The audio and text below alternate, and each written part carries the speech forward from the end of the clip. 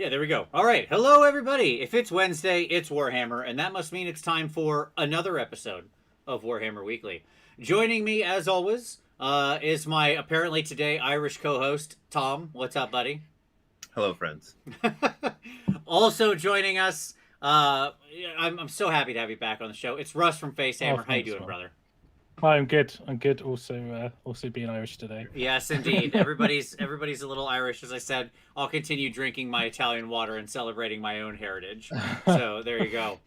At any rate, we're going to be talking about sleeper lists today. I'm excited about that. We're going to talk about those lists that we think have some gas in the tank or some fun to be had that could be competitive, but aren't necessarily on the radar. So there's been a lot of these people angling for this lately, and we might not be as crazy as everyone. I mean, I'm no Smorgan, I'll admit it, like running in with Grand Alliance Death and taking second place, but I think we've got some good wins here. But of course, first we're gonna start out with the news. Tom, what do we got? So we have a really awesome rumor engine. Yeah, it's It's a cog. thank you. Yes, there you go. Valve. It's a valve. Yes, it's a valve cog. I mean, there's a lot of rivets, and all I'm going to say is I've painted a lot of KO rivets, and that is like the rivets per square inch in the photo qualifies it as probably KO. I think you're being hopeful. I think it's a 40k thing again. That is the most bleak. I've painted a lot of rivets. Yeah, exactly. Yes. Those are definitely Duardin rivets. That is, I think you're hopeful there, Tom. But I Super appreciate your positivity. I'm gonna say it's a 40k thing, probably a 40k vehicle thing. And you know what actually tells me it's 40k? Like, I hate to. Okay, now I'm gonna go negative. You know what tells me it's 40k? Ready? If you look at the way the valve flares, like the Iron Cross, where it connects, it connects to the outer. I understand what you mean. This motion. KO valves don't do that. Sure. They don't flare like that, like the Iron Cross. Yep. So it's 40k. There we go. It's fine. We've settled it, but that's okay, Tom, because guess what? There are much cooler images we can be talking about. So what's next? There are. Let's talk about the Seraphon first. Okay, that's fine. We can talk about the Seraphon first. I'll wait stop. to change images. No, I thought this was about sleeper list. Do I need to leave? Yeah, just the model, right? No. Sorry. No, it's. Do you want to do the preview show? Is that what you want to do? No, I'm saying no. The Underworlds list is what you're referencing. I'm good. We can keep going. I wrote them in order I wanted to do them. You're fine. Okay, good. So Seraphon Warband released, and those models are pretty sexy. Like, I'm not a fan of Seraphon. I know a lot of people are, but I love good models. Sure. No, the Seraphon.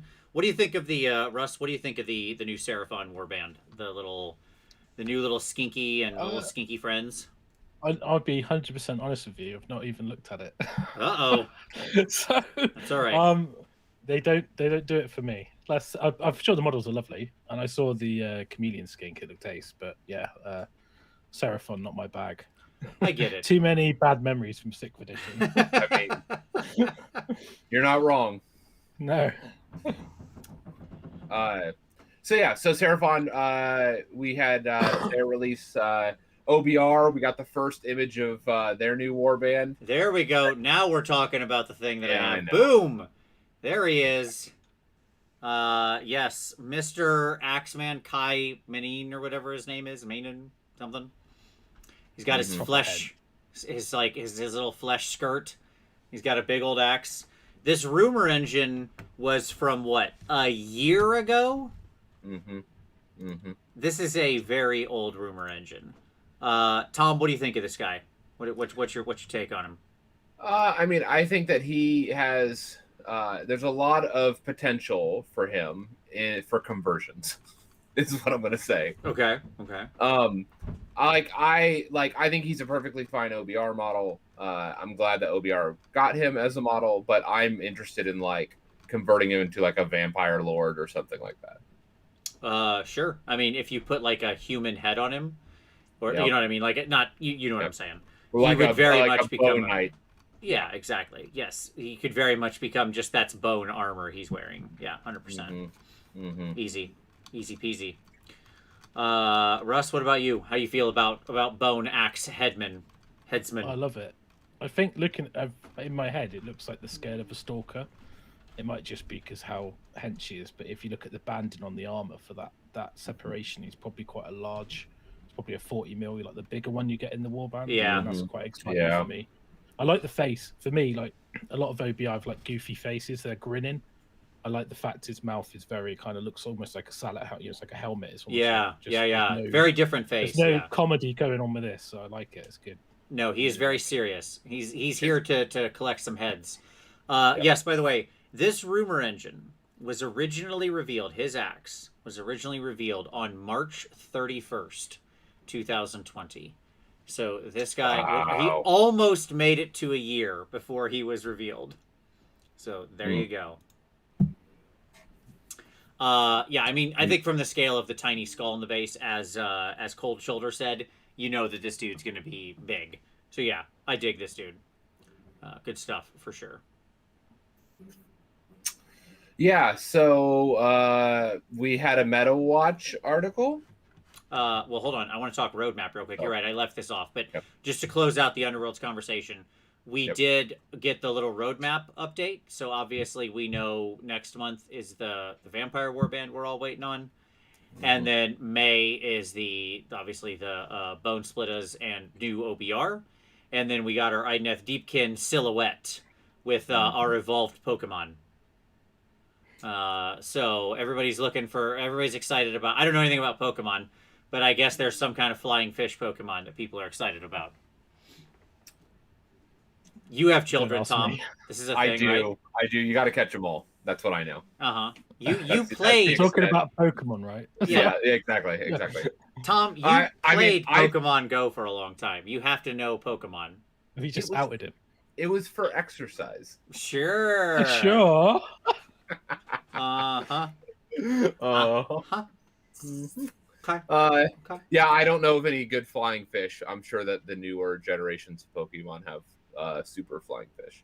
Oh, a Magikarp? Is that what they're saying? That's what Tinny has said. Oh, I haven't seen Silhouette, so that's amazing. I want a pretty useless fish in that army. So they need some useless units in there. No, I'll be excited if it imagine if this warband somehow clocks in at like a Morgwaith's Blade Coven, like an 80-point thing, and IDK get like some ridiculous 4-unit like chaff unit that can move aggressively. You want a Tidecaster and a Soul Render all in one, and a Soul Squire all in one warband for 80 points, right? Exactly. I'll sign that. When do I sign? They can complete the prayers on a 7 as well. That's it's like a prayer coven, yeah. Yeah, exactly. Yep. T+. Those rituals that most people forget even exist in IDK suddenly go down to being on like a 7 instead of a 10 or a 6 if you're near the boat. You know what? That's what that army needs to be competitive. It really does. They're so they've been living the rough life lately. IDK. We're all pulling for them. But they put fish. Yes, big flying fish. Where a fish could fly. Oh wait. All right, so yes, now continue, Tom. So there you go. Meta Watch article for Sons of Behemoth. Yes. Right. Our buddy AOS Shorts and Dan, AOS Shorts Dan and AOS Coach. There we go. Sorry, Anthony. Say that the right way around. It was great. They wrote a nice little how to win with and how to kill Sons of Behemoth. Russ, did you get a chance to read the MetaWatch article? Not yet. I was actually recording today, but I did see it pop up. But I am excited to read it because obviously you know how I feel about Sons of Behemoth. So yes, it's good to see some love. So they had a good weekend, that's for sure. 3 different lists going 4-1 across multiple tournaments. So it's a strong thing. It's hard for them not to be at least somewhat competitive when you have an entire army of people who count as lots of models on objectives in an objective-based game. Well, it's a strong combo. Said, man. It's like you win by getting objectives, not by killing stuff. Yeah, sure. I will tell you that that's not how my SOB list not how works. I play Warhammer. I didn't get into Warhammer to stand around on circles, man. That's what I came here for. Down with that sort of thing. Yes. So I thought that was it was a good article from both of them. I love seeing Coach talk about what he's done. He's gotten a lot of games in with his son so far. Obviously, being in Australia, he's had a chance to actually play in some tournaments. Actually play Warhammer. Yeah, So that jealous. cheater. Yeah. Damn them. Most of us probably have not had the experience of playing against the Sons of Badmont in a tournament yet, or playing in a tournament for a long time. So it was great to hear him talk about, because this is, I think, the 4th tournament or 5th tournament he's taken them to, something like that. Wow. Okay. So that's pretty good. Hey, go Australia. Well done. And that's so he's really put him through the paces, playing both Taker list, and now this was a Breaker list, which I thought was interesting, because I actually don't like the Breaker tribe at all. But hey, check it out. Check out the article. I do agree with Dan's feedback on how you beat them. Like, I thought if you've never played them, they can very much surprise you, because they are a list that's like, oh, I didn't realize how hard it would be to kill the megas. I didn't realize how easy it would be for them to just rip objectives out from under me. Quite simply, so there's absolutely ways you can stop them from doing that, and sort of like counterplay to them. And I thought Dan did a good job of sort of laying that out, which is great, because again, a lot of people probably haven't played them in a tournament. So, but we're going to be soon. They're coming back. They're coming back. That's right. Maybe not over here as quickly as you guys. I don't know, but In other news, Nova got canceled this week. It did. Yes, it did. that's a shame. It got canceled, but I mean, I understand why. That's probably not because they're worried about the status of the pandemic. It's more just like they couldn't take the risk with all the planning. Plus, they rely on a lot of international vendors coming. And like, even if in the US things go good over the summertime, or go well, as they seem to be trending now, it's hard to say what the status of like international travel is going to look like by September or whatever. So Nova canceled, and Gen Con pushed their date back by about a full month. Oh, so they're in September now? Yeah, they pushed into middle September for their tournament. And they're doing like a hybrid online / in-person thing. So they're still going to have the convention, at least as of right now. But yeah, there you go. NashCon's still on. That's right. Hey, look, I'm here where I live. I get to go sign up for my shot this week, so I'm excited. I got my first shot this last week. Nice. There you go. Okay. Thumbs up. We're getting there. So it's a long road, but we're gonna get there. It is. Another exciting thing this week. We have the preview show this weekend. Yes, absolutely. I won't go to you on this one, Russ, to have you guess, since I'm not going to put you on the spot like I accidentally did with Chuck when I made him guess points on a thing that he knew the points of. Tom. 1,200. Yeah, exactly. There you go. Yeah, that's the answer. It's just 1,200. Here's our outline for it. So I brought up the image for the preview show. Our guy on the right very much looks like another member of the OBR Underworlds team. I assume they're going to get an archer in the Underworlds team. So, which is fascinating, by the way, because man, please, imagine a world where they actually get where they actually get archers in OBR. I don't want to think like about the that. old days, like when Tomb Kings had archers. Right. Right. Yeah. And that's what I was thinking about Khalida. Right. It's the missing comparison point. We got to get that, and we got to get them some chariots, and they're good to go. Chariot units. Big sphinxes. Carrion. Chariot. They've already got a chariot. They're in the spell. Oh yeah, that's good. Yeah. So I have heard this guy referred to as the Aussie Archer Longbowman. So I support this. Aussie Archer Longbowman. There we go. It's a double pun. It is. Yeah. Tom is the guy on the left. This guy over here, left side of the image, not the Adeptus Mechanicus guy up front, which is fine. Yep. Like whatever. That's a 40k dude. Yep. The guy on the left. Is that a Blood Knight? Answer: yes. Yes, it is. It is a Blood Knight. Yeah. I mean, can we just see the Grave Lords? Please. We all know they're there. Everybody knows. What are we doing here? Just show us the army. What was the title that they named it? It was something in the I Damned. don't know. It's, something like that. Yeah, I don't remember the exact name. Come on, man. You're supposed to know these things. I'm sorry, Tom. The name of it is here. I will look up for you right now what the name of this thing is. Thanks, man. Is it like I thought it was like the Blessed and the Damned or something? Let's say sure. Why do they not have a direct link to this? I'm looking on the site. I don't see it. So it's okay. Like it hearkened to me something like Faith and Damnation. There it is. Faith and Damnation. There it is. And I saw that and it was like, what is the faith part of this? I assume the 40K thing. 40K stuff, probably. They're pretty faith focused. Yeah, they showed the new Sisters tank in silhouette. Okay, yeah, that's probably what it is. Yeah. I'm just hoping for my my Order of Azir. Like, I just keep on. I want my army of warrior. It's not happening, Tom. They're not like left turning into that all of a sudden. I know, but like as a response to the vampires, you drop both of them at once. Tom, we all want it. You want it. I want it. The American people want it. We know that. Let's move on. But it's not coming in this trailer. But the Gravelords just show us the army. Okay? We know it's there. It's been Vampire City. We got vampires falling out everywhere. Just get them out there. That's all I'm saying. So, that's the new Blood Knight. I'm putting it probably. down. Lock it. It's going to be another White King now, you know. Right. Exactly. Another one. Should be a different mounted White King. Foot. No, this is the one on foot. Yeah. That guy's clearly on a horse. It'll just be like a second mounted White King for full irony. If I have anything to do with it, it would be. Switch like you have to make the image somehow like fit together. Yeah.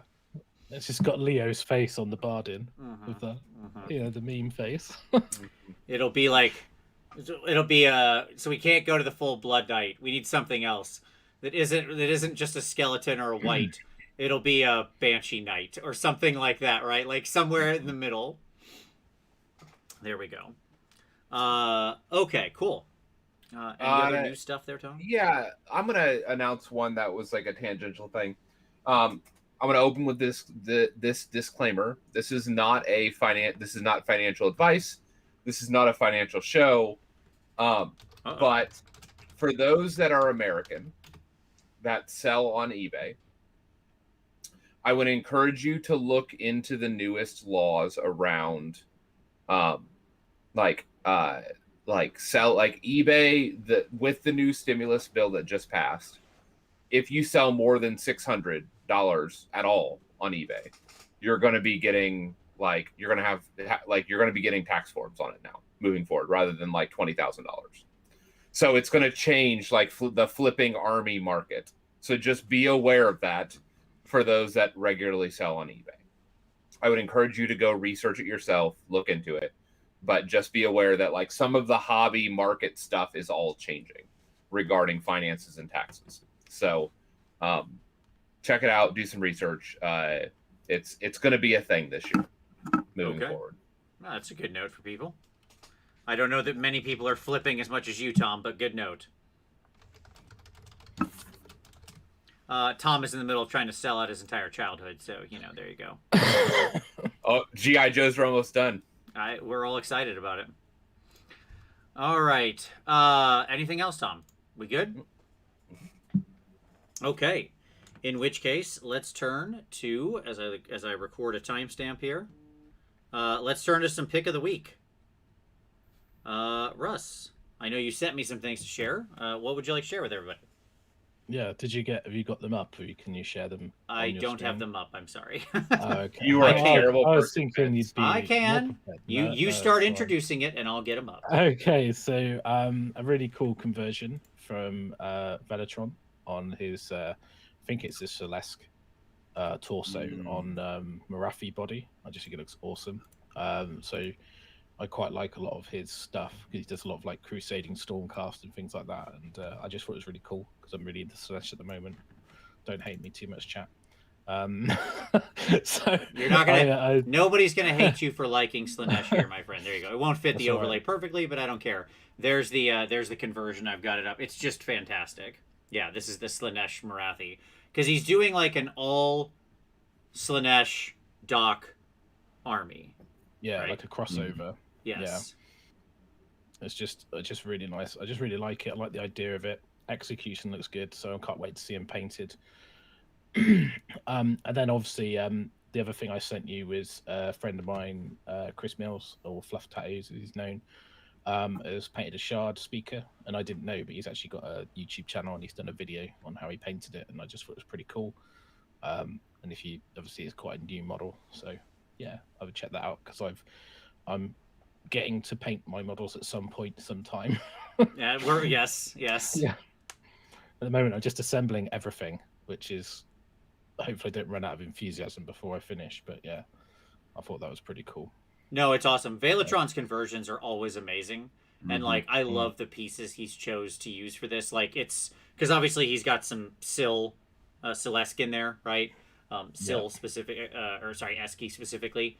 And at the same time, like the way he's modified the axe and stuff, just the dangly janglies and bojangles that he's put on, look fantastic. He has the whole crop of the main heroes converted up there on his Twitter. Yeah. I'll link it down below. They're all fantastic, every one Yeah. of them. It's wonderful what he's done there. So yeah, check that out.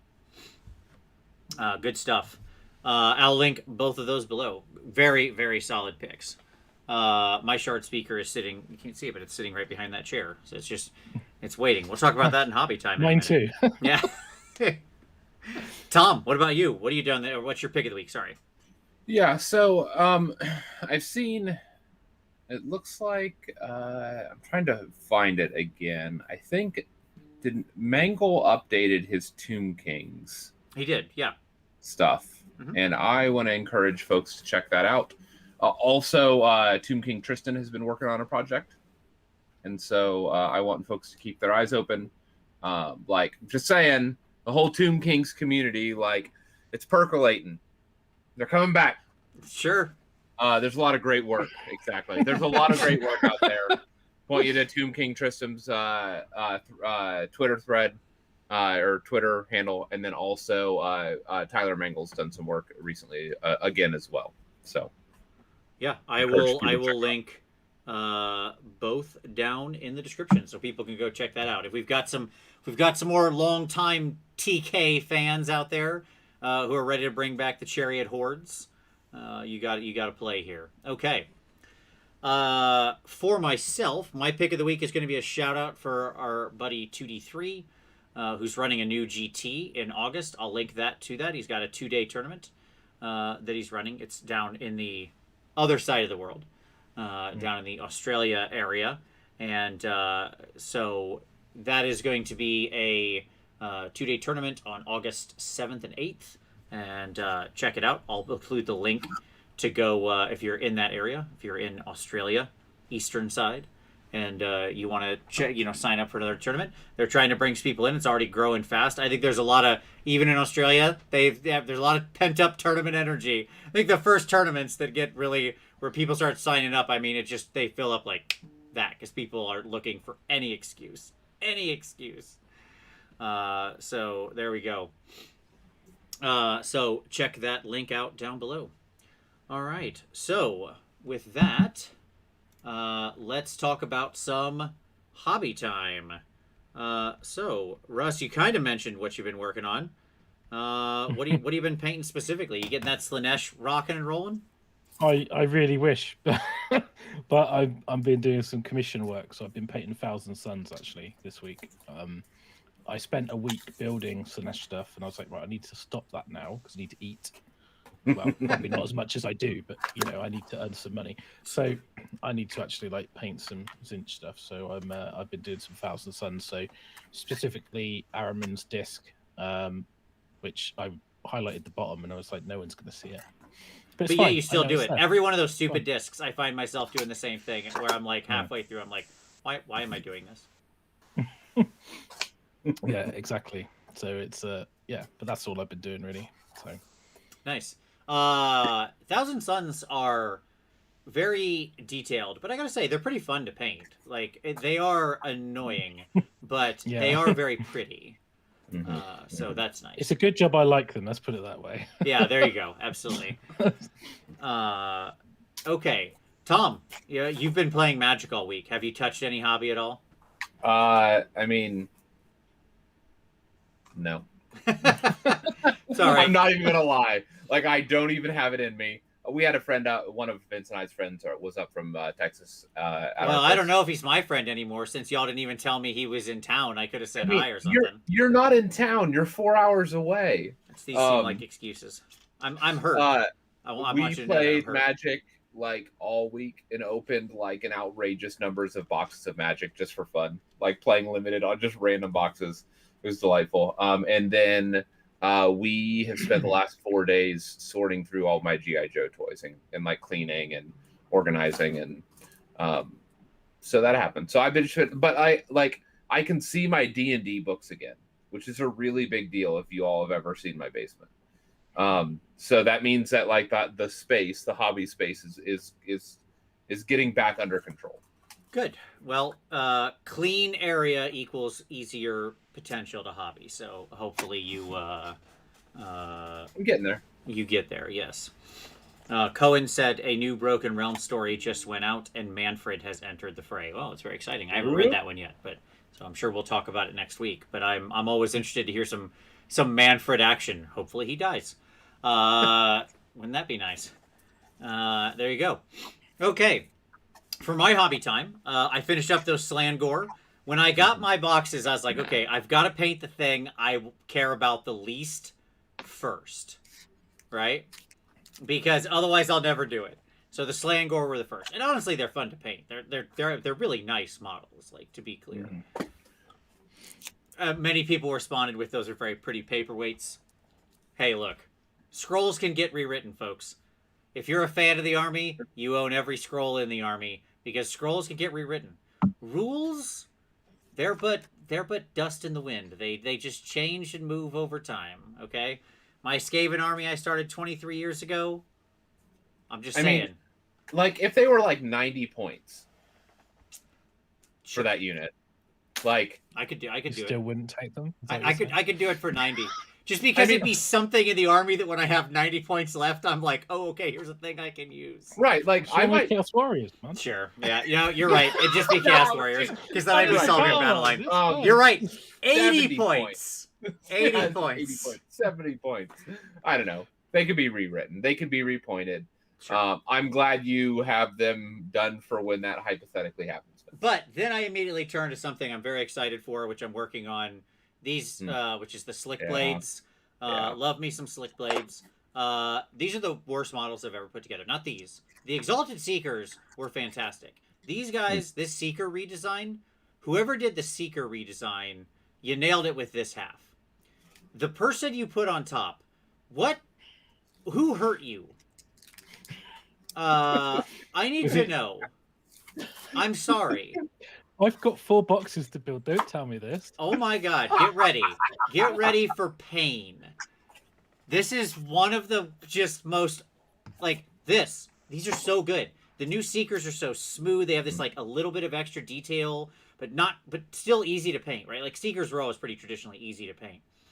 These guys have a little extra detail, but they're still beautiful. They're a lot more, like, formed aerodynamically, like they feel more like a living creature. They go together super easy. They're like 2-3 pieces maybe per Seeker. They were great. These were a joy. And then you get these guys on top who are, first of all, way too tiny. Like, look at how little this guy is. He's like a little baby person. He's so small. Okay? And maybe they're halflings. I'll point out to you how small this guy is. Maybe they're the same guys that are handing that are on Brutus's throne. You know? Apparently. Because look here, this is this guy. Here is a headless old Seeker. Okay, like the regular. Can you see that? Like I know that doesn't look hugely different, but like look at where her torso starts and ends. Look at her legs. Like, I understand his are much more, curled and stuff, right? But there's a definite difference here. But these guys are in, like, the weirdest pieces. Like, here's half a torso, and then the stomach, and then one leg, and then this part, and the other part, and then their arms. Anyways. Have you built the archers on foot? I have not built. I built 'Cause one, the one that came in They Trade are Imagine. they are like that, man. They're Gotcha. like no, Well, the actual box set. They're like you just don't understand how they go together. cool. Well, I didn't order any of those because I think they're trash. So, anyways, but here's what I found out. Check this out. See, so here's the Seeker, the old Seeker, little person, little demon body.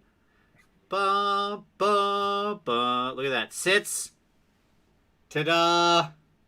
Right on there. And I was like, oh, throw the other one away. I'm just using these guys again. I got a bunch of bodies. Anyways, yeah, you're gonna have fun. If you've already done the Bliss Barbs, it's like that but worse because they have a two-handed weapon, like a big weird two-handed weapon you're trying to fit in there. But I'm so excited about getting those Slick Blades together. I've been running them a bunch. They are the unit in the army that I've had a lot of fun with. So I've been enjoying those guys. So yeah, painting through all the Seekers first, and then I'm gonna figure out what to do with the boys on top. Okay. Yeah, so that's hobby time. Cool. And we're going to transition into the list now. Let's talk sleeper lists. But I have a feeling this will not be the last time we talk about Slaanesh tonight.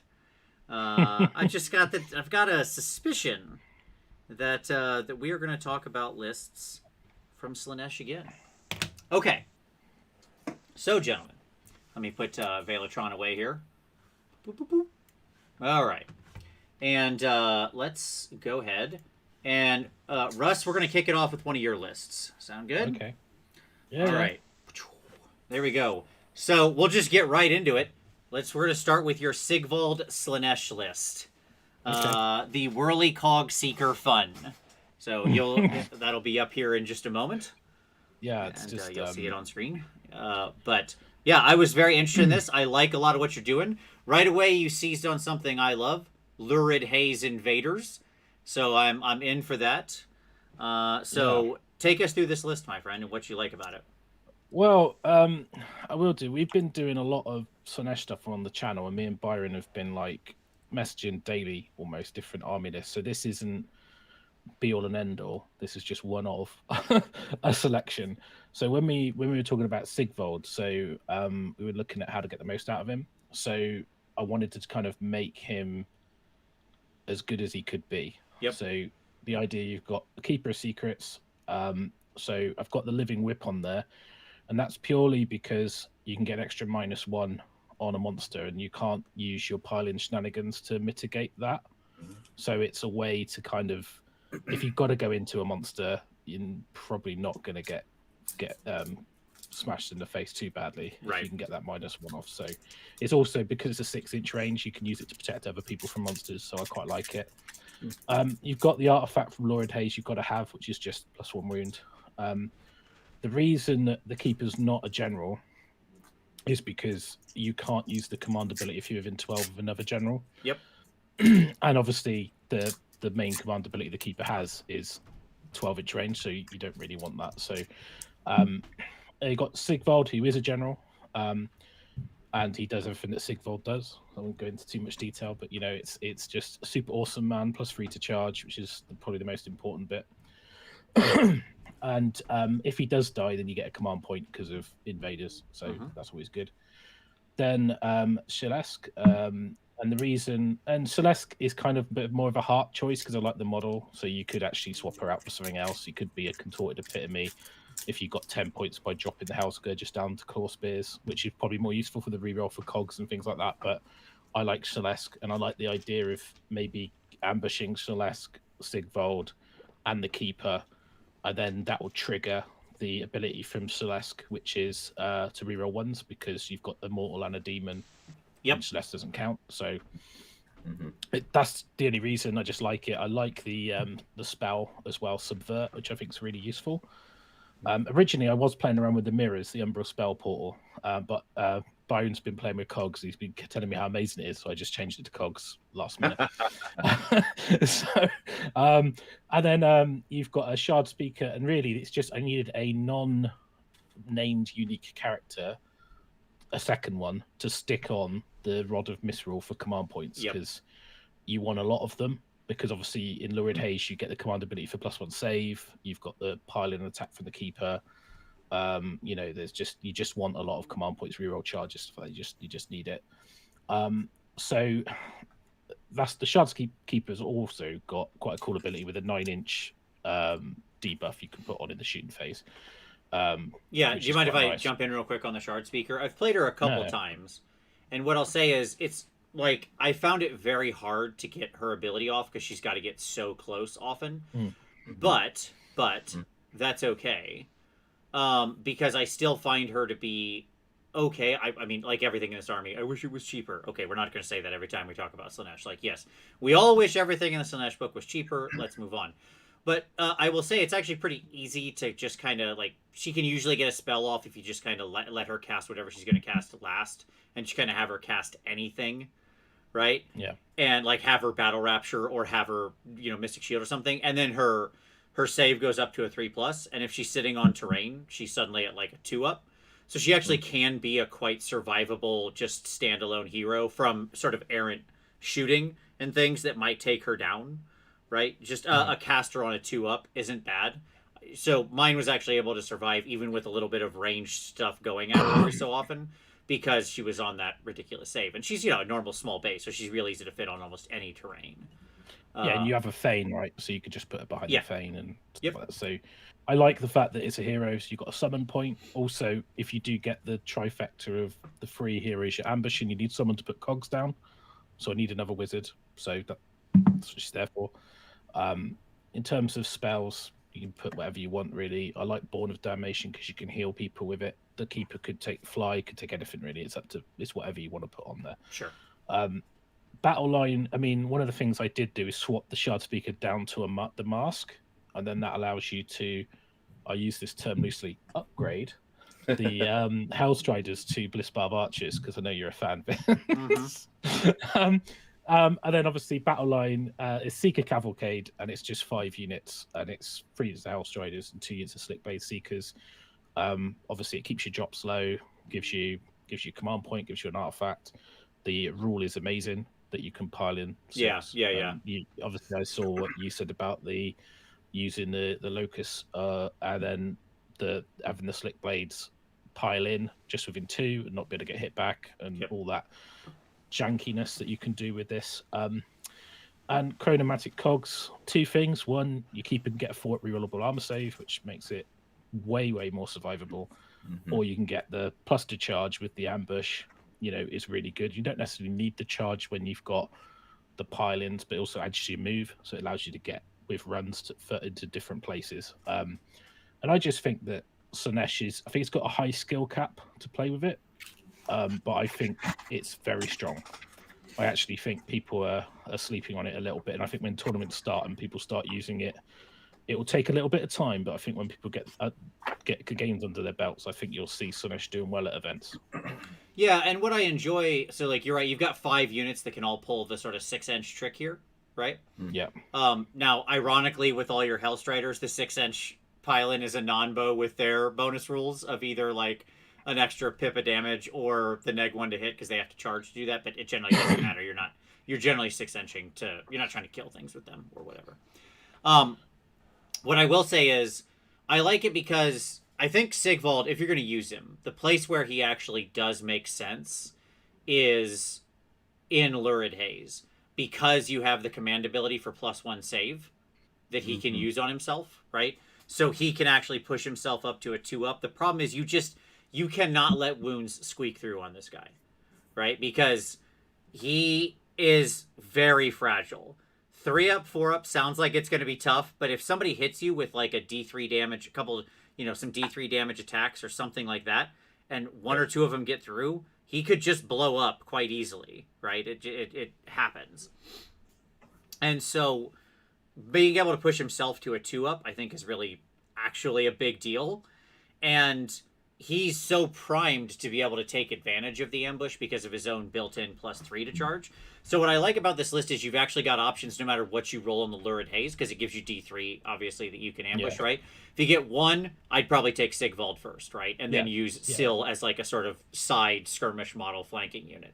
If I got 2, I'd probably take Sigvald and Syl and split them up far enough when they ambush in. Because if Syl has no one around her, right, then like, okay, fine, it's not being triggered, but who cares? It is what it is. And they can both operate independently very well. And if I got all 3, then you can take the keeper along, and boom, now you've got it. But if the keeper has to stay home, she's really good to be there with the slick blades, right? Just like kind of advancing with them. They both are very fast, same speed, and making them 6-inch pile in twice is crazy good. Crazy good, the ground they can cover. And you get another locus off Shaleskin because she can run and charge. Right. It gives you another ability to almost, not as effective as a keeper, but you kind of get to do the similar thing. Yep. More I think about this list, I think the Contorted Epitome probably a better choice. But I think it's down to preference, and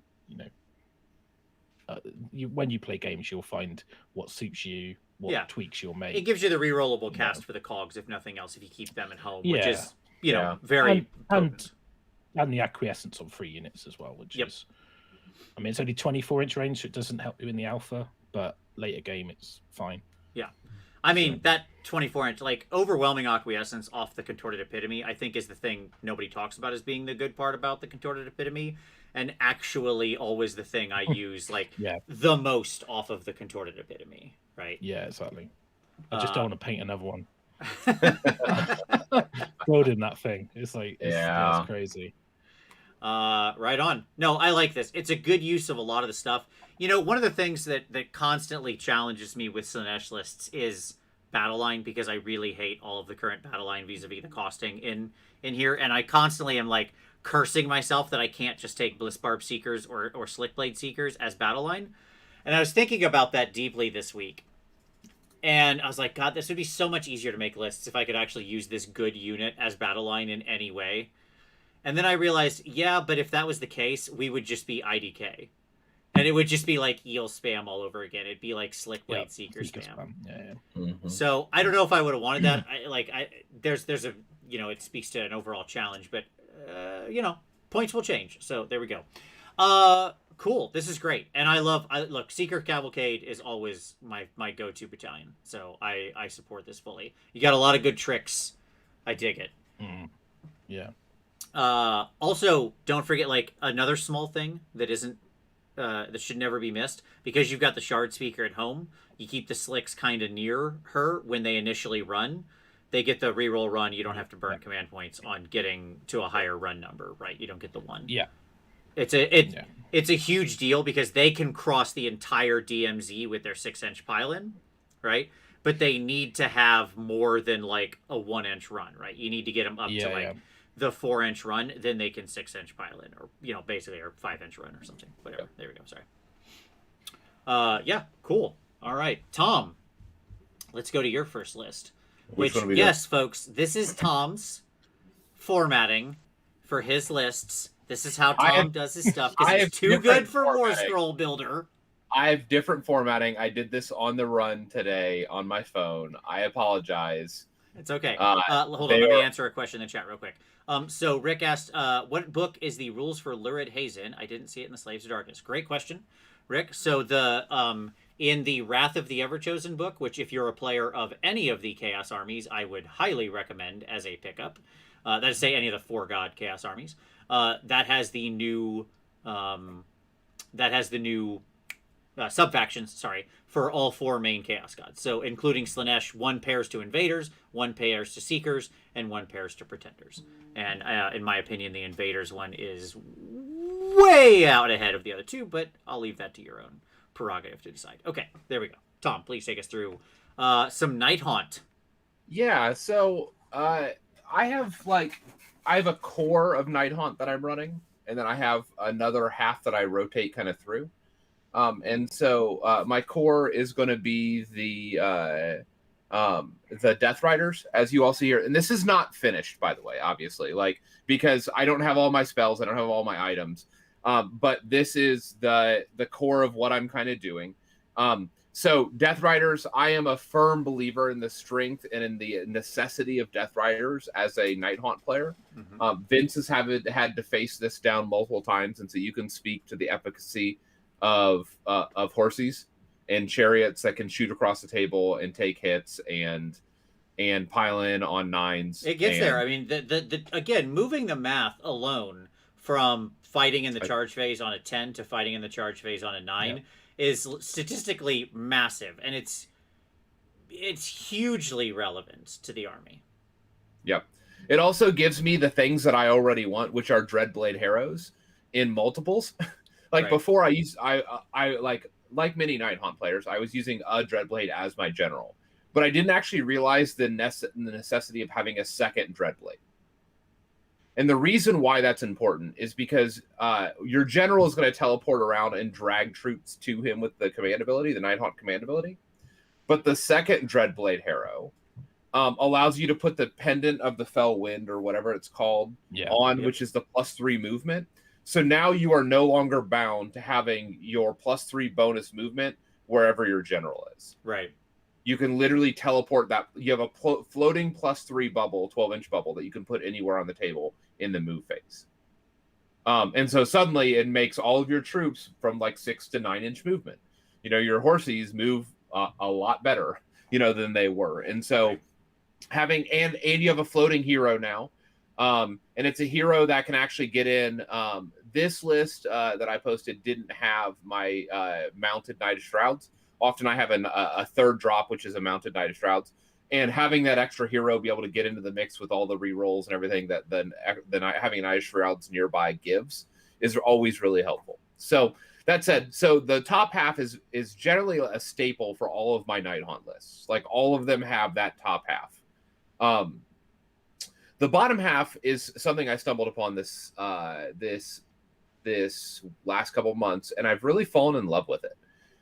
Death, I even misspelled it. It's Death Stalkers, not Death Stakers. Sure. And because of reasons. And so the Death Stalkers Battalion, a lot of you probably aren't familiar with it, but it's what I found, by the way, with this Nighthaunt, the first half running Death Riders, is that like I can often do a lot of damage, 10 block of regenerating Hex Wraiths, because like in general that 10 block is regenning 2d3 models per hero phase, which like means that like you have to chew through a lot of 4+, 6+ in order to actually like dent that unit and remove it. So I have anvils and spades in my Hex Wraiths, but actually I don't have as much killing power as I would like. Before I was running Condemned, which is like the offensive, it was the offensive chain rasp blocks, but ultimately they're just not as killy as I wanted them to be. Sure. Which is obviously not surprising. And I stumbled upon Chain Guard, and I haven't really seen anybody running this. Not Chain Guard, I'm sorry. I've stumbled upon Death Stalkers, and I haven't seen anybody running it. It's a Cairn Wraith, which is just your required hero. 2 units of Grimghast Reapers and 2 units of Glaive Wraith Stalkers. And funny story, like Glaive Wraith Stalkers are generally bad. Okay, like we're just gonna get that out there. Okay. Like, you get 4 models for 60 points, but they're 4 models on a 4+ invulnerable save. So actually, on 32 mil bases that fly and are ethereal. So they're actually a really good screen. Sure. Like, don't they have like bonuses if you charge them as well or something? Well, they can always retreat and charge. There you go. That's what it is. And so they get bonuses on the charge. They get reroll hits. So instead of getting your reroll hits on a higher number of models, they get reroll hits on a charge. And so they can charge every turn.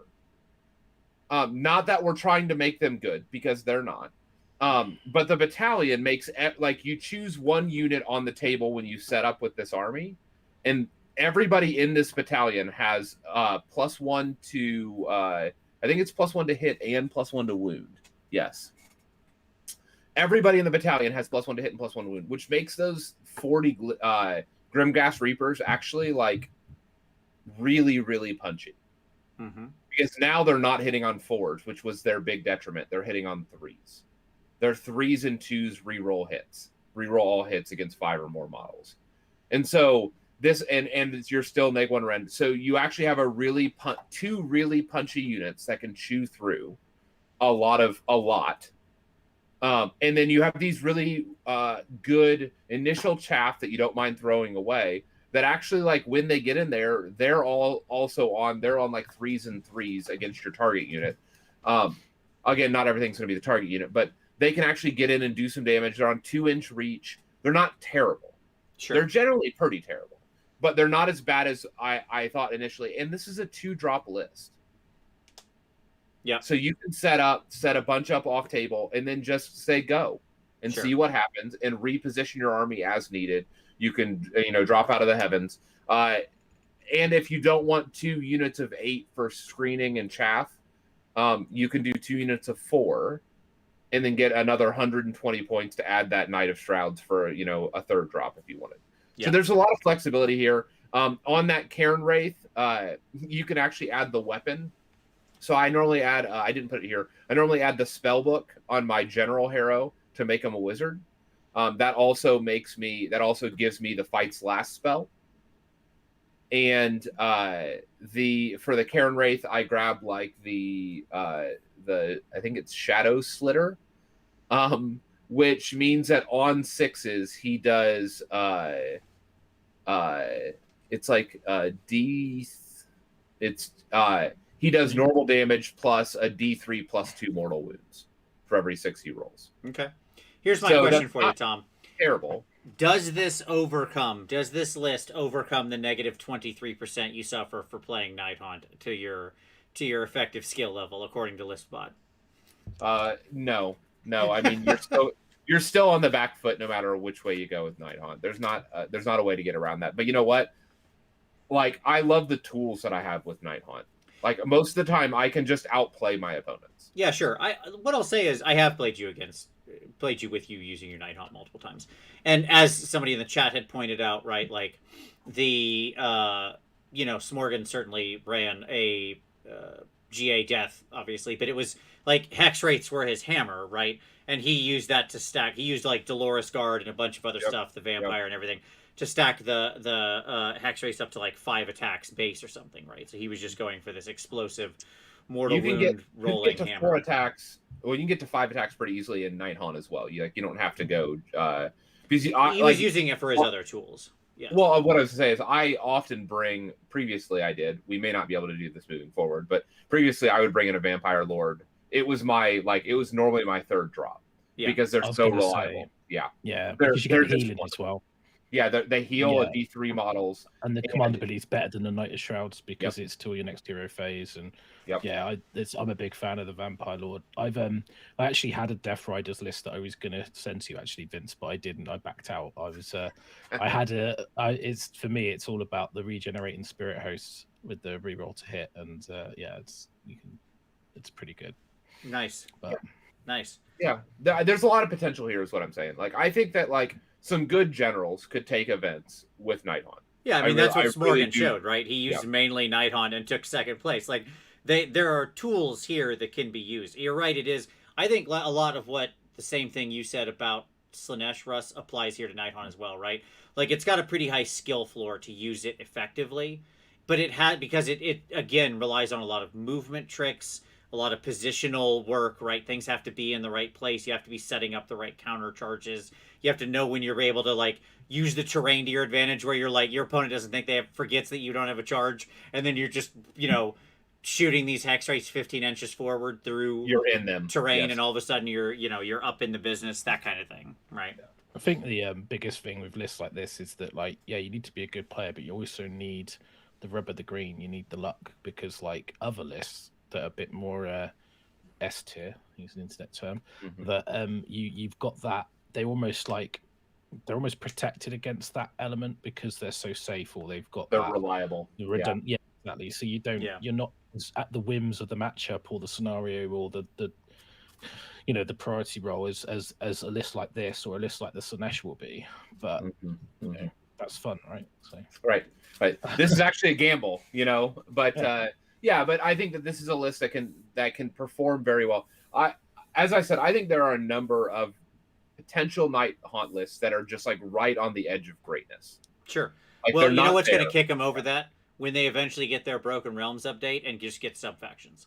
Like, when they actually get sub-factions? Yeah, they actually get sub-factions. I mean, that would be the easiest thing to add to them. I don't know that that's going to happen. I'm just saying, like, if I was them and I was making a Broken Realms book, that's what I'd put in there. Like, they are the only army in the game that has no sub-factioning of any kind. Yeah, because even Gets have it in White Dwarf. Have evolved it through the White Dwarf articles. Right. Right. So yeah, I mean, like, and if you think about that, that would actually do a lot of work in almost any variety that it was put on, right? Because they would suddenly have this extra layer of rules that could really be covering for some of the stuff they need, pushing them on damage or pushing them on defense or whatever, right? Yep. It would be such a great way to boost them all across. I just need a little bit more damage. That's all I need. Yeah, that's out of them. Yeah, that's all right. Broken Realms is coming, my friend. There you go. All right. Let's do one of mine. I want to talk about this list. I love so much. I don't know if I'm still going to take this to NashCon. This is what I was going to take to NashCon. Who knows if I still do. We'll see. If I do, here's my list. One of them. One of the two. Spoilers. Spoilers. If you happen to play me, this will be one of my 2 lists. Probably. Maybe. Who knows. Maybe I'll just take Giants. It's easier to transport. Time will tell.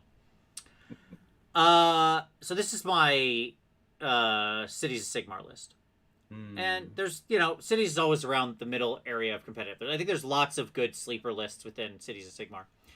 I like this list because it's full of a bunch of vehicles that I really enjoy and things that I had fun converting.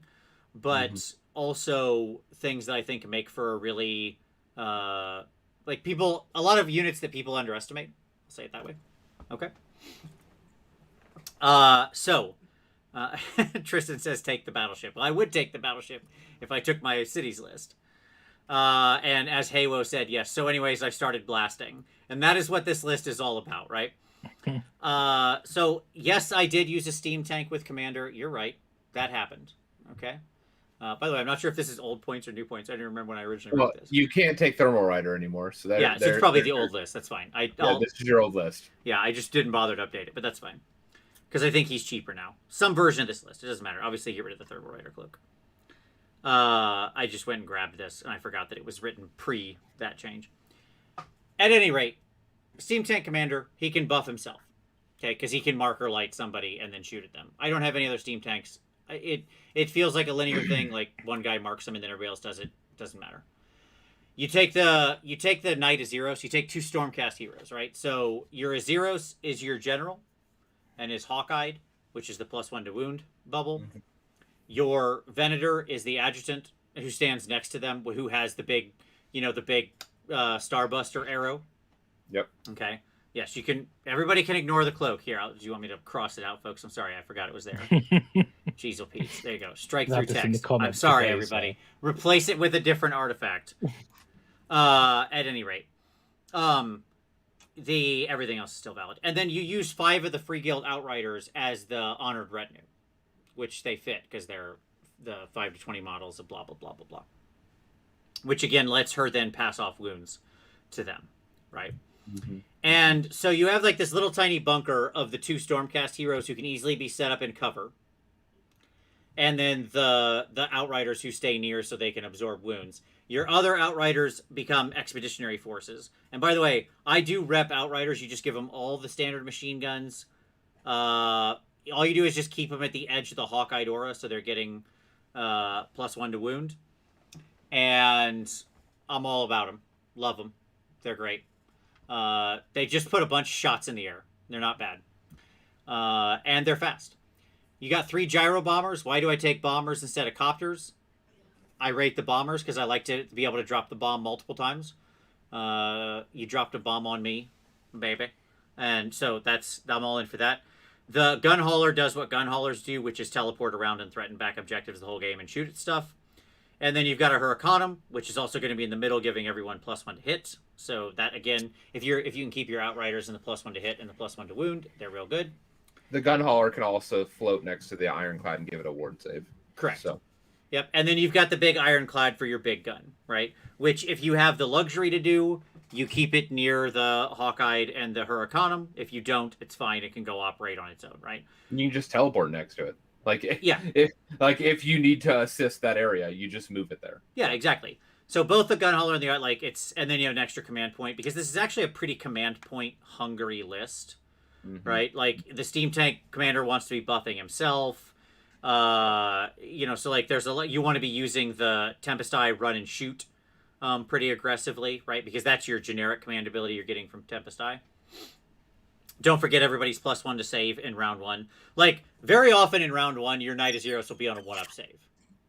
Right? That's a slam dunk Rooney. Easy.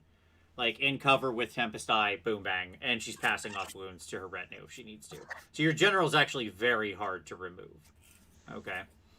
And yes, it's all just, like, highly mobile shooting.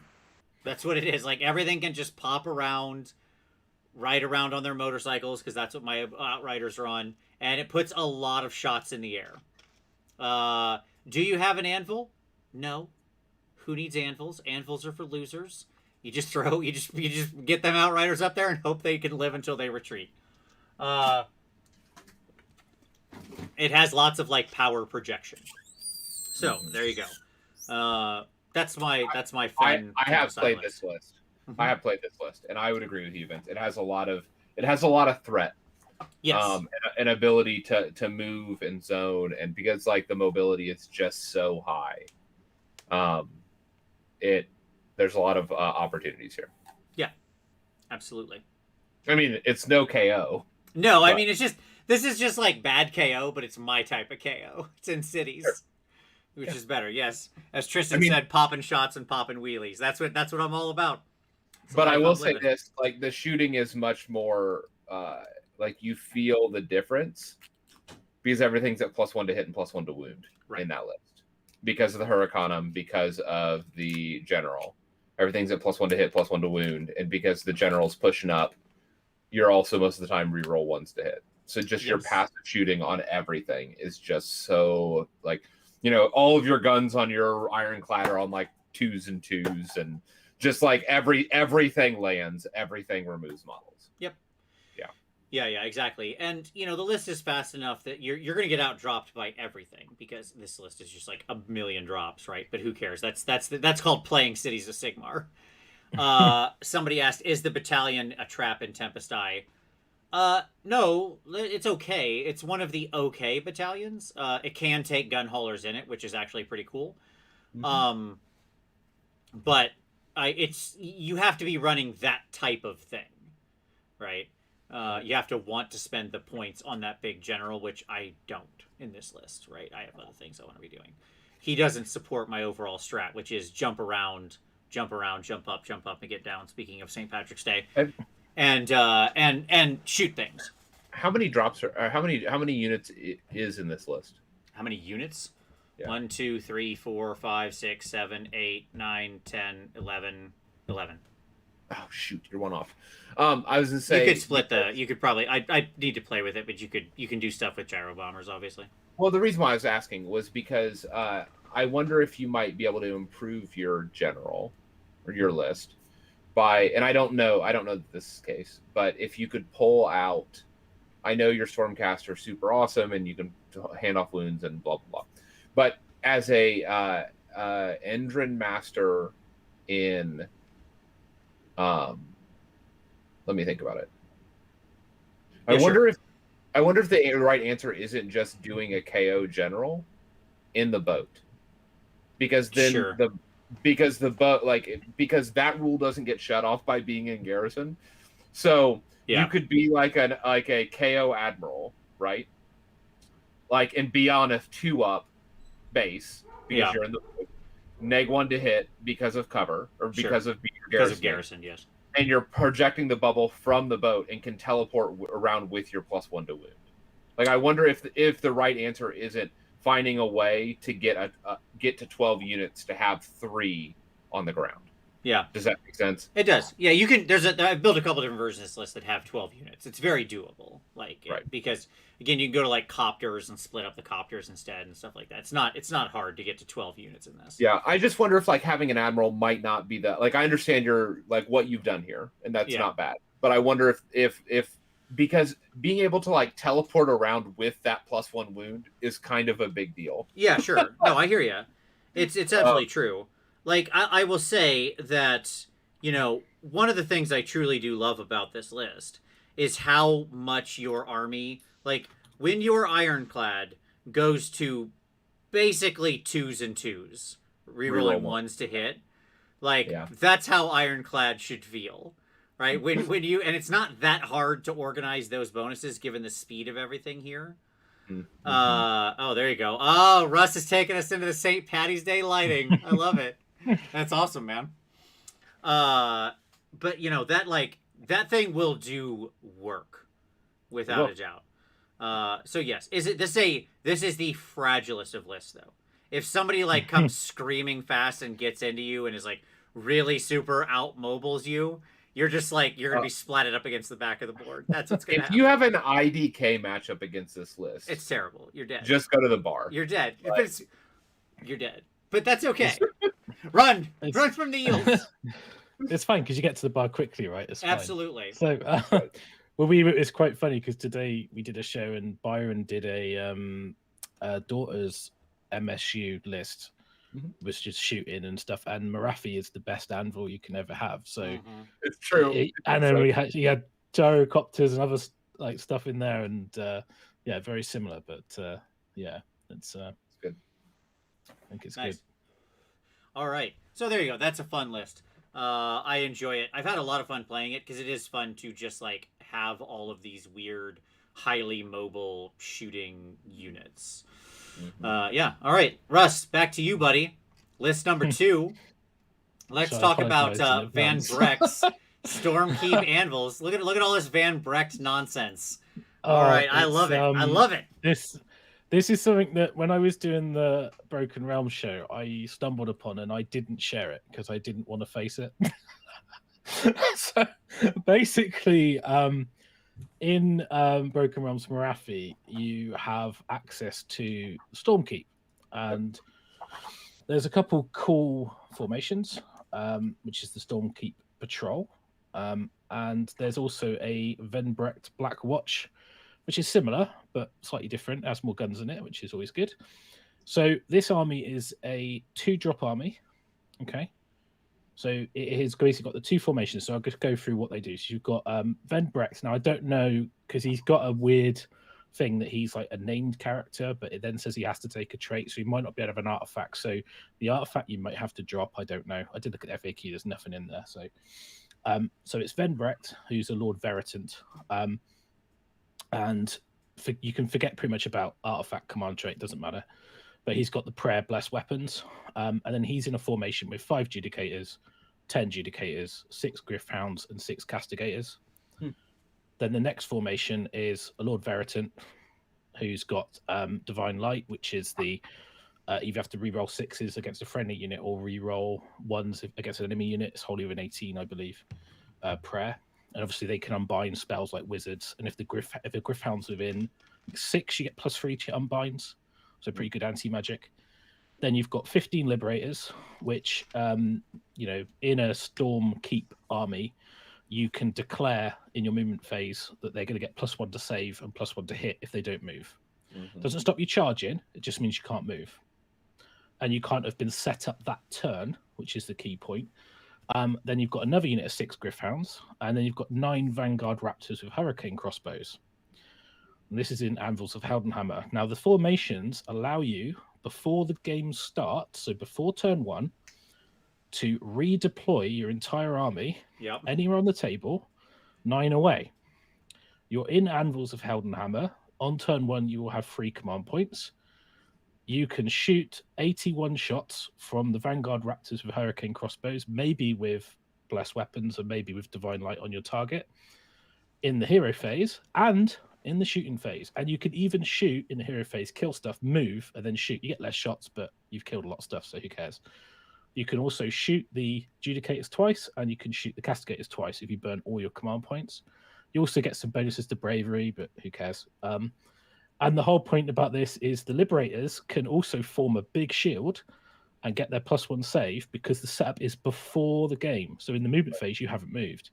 If you're lucky to get the charge, then obviously that's really good because you pin them and all your guns are there. You've got the board position. Now, it's also, because it's before the game starts, it really messes with so much stuff that wants to alpha strike you. Right. And it's not a reserve. You set the army up and then you do it. So the point is, even scenarios that say you can't use the reserves rule, guess what? Doesn't care. Right. So the whole army is really flexible. There's a lot of stuff you can do with this. You could take one of these formations, and then you could put in like a Star Drake and some more traditional stuff if you didn't want to go quite as gun line. You could also change the Vanguard Raptors, because it's a Justicar unit, so it could be a big unit of Judicators, or it could be a unit of Long Strikes. You could have less of them. You could have another drop if you wanted like a Knight of Zeros, for example.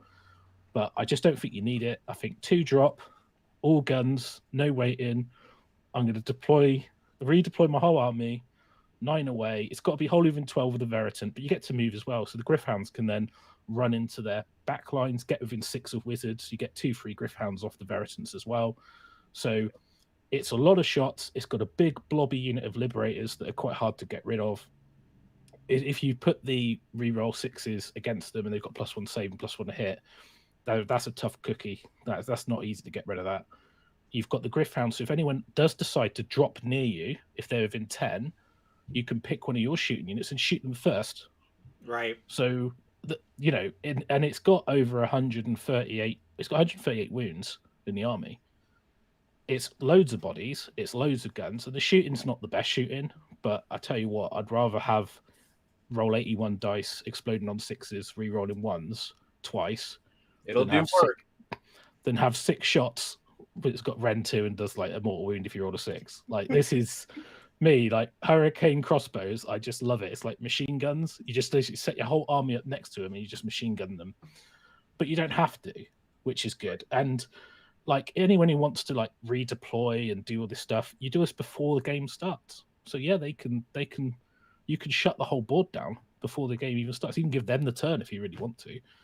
Like, right. And your Griffhounds can protect you from anything that can drop. And also the Hurricane crossbows, if you're within, I think 12 and you try and charge, you're -1 to charge. So yeah, you could use the Griffs to zone the back edge of your units to push out anybody dropping on to try to like so you could put the Griffs behind, Liberators in front, guns in the middle, little individual Griffhounds on the sides. They run out to zone off, because obviously that gives you a bigger thing. So and then you go sit on objectives. You could shoot the tag it. Tag objectives. Yeah. Yep. And like, because you don't care about that Griffhound, it's like the best chaff and you get it for free. So for me, like, this army is a lot of it's got Van Brecht in it and he's the coolest, right? But it's got good anti-magic, it's got good maneuverability, it's low drop, it's got lots of command points, it's got good shoot, it's got lots of bodies. I think this list is extremely competitive. I think in a team event it's amazing.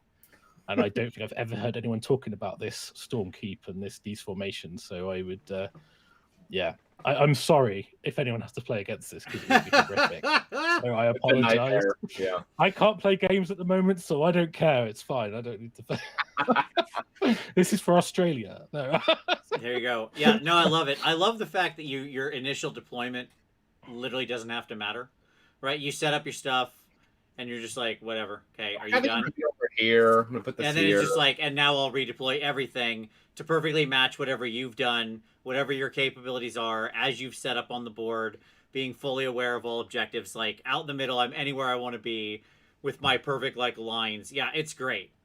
Like, I've been repping the patrol. I love the inclusion of Van Brecht in there too, to do it that direction. And I love that you're covering all 3 types of shooting here effectively, right? Like, because we've got the Castigators for sort of Ren shooting. We've got the Hurricane crossbows for just mass shooting, and the Judicators for the middle bowl of porridge, as it were, right? Yeah. And you could play around with the Thunderbolt crossbows for mortal wounds on them if you really wanted to, but I still think you're better for the shock bolt. So I tend to agree, yeah. Yeah, I stand behind the shock bolts. You do have a little mortal wound poke from the Veritants, but I wouldn't go singing about it. It's like 7-inch range on your hero phase, I think. It's crazy how short range it is, yes. But Van Brecht can do it to death and chaos. They don't have to be wizards. And so you can do it to like vampires. I think he gets +1 hit against vampires. Yeah, he has special vampire killing rules. Yeah, he doesn't like vampires. Yes, indeed. No, this is fantastic. I love it. It's wonderful. Like, and people will underestimate the little Griffhound's ability to just survive and be chaff, because people will forget and let you activate the Griffhounds and then run away. Vince, you know all about how survivable those. Yeah, it drives me crazy. These little morons, because they just keep like bark and then they bork and then run. Little jerks. Plus, there's the box set is a super economical way of getting this army because it's Venbreck's Host is like a box set as well. So yep. Yeah, I had it in my basket and I was gonna buy it and I went no. Don't do it. Don't talk about it. Don't buy it. And I'm like, and you asked me for sleeper list, and I thought, well, it's perfect. I have to. No, this is great. Yeah, this is what I'm talking about. And I love an unusual Stormcast army like this. Like this is very not what people would expect to see. Certainly, yeah, it's great. It won't be the last today either. Okay. Well, speaking of which, Tom, let's go to one of your next list, which is Slaves to Darkness. Yes. Idolaters. Yeah. So we haven't heard a lot of talk about idolaters. We've heard a little bit. And like Idolaters Nurgle Plague Touched is really, really, really good. Sure. And it's really filthy. And so I want to just talk through this and just kind of talk through some of the power pairs and some of the synergies and everything. So for those of you that don't know, Idolaters was one of the rule sets from Broken Realms. Again, it's what I would consider a sleeper list because it just hasn't been kind of front and center. The most significant thing about I'm trying to find it here in the book, but apparently it's not anywhere to be found. It's in the back. I know. I'm jumping all around. It turns your Chaos Chariot into a Lord on Chariot, who is a leader, who is a priest, who can cast spells and get bonuses. It gives you an extra hero that can cast a prayer that gives like reroll wounds to a unit. The trait gives you a second of those, so you get to double buff. You get to give reroll wounds to 2 separate units. You have a lot of the same normal tools. This list probably won't last long because it uses Bellicourt in its current state, which he will likely not last not very long. But again, he's just icing in this package.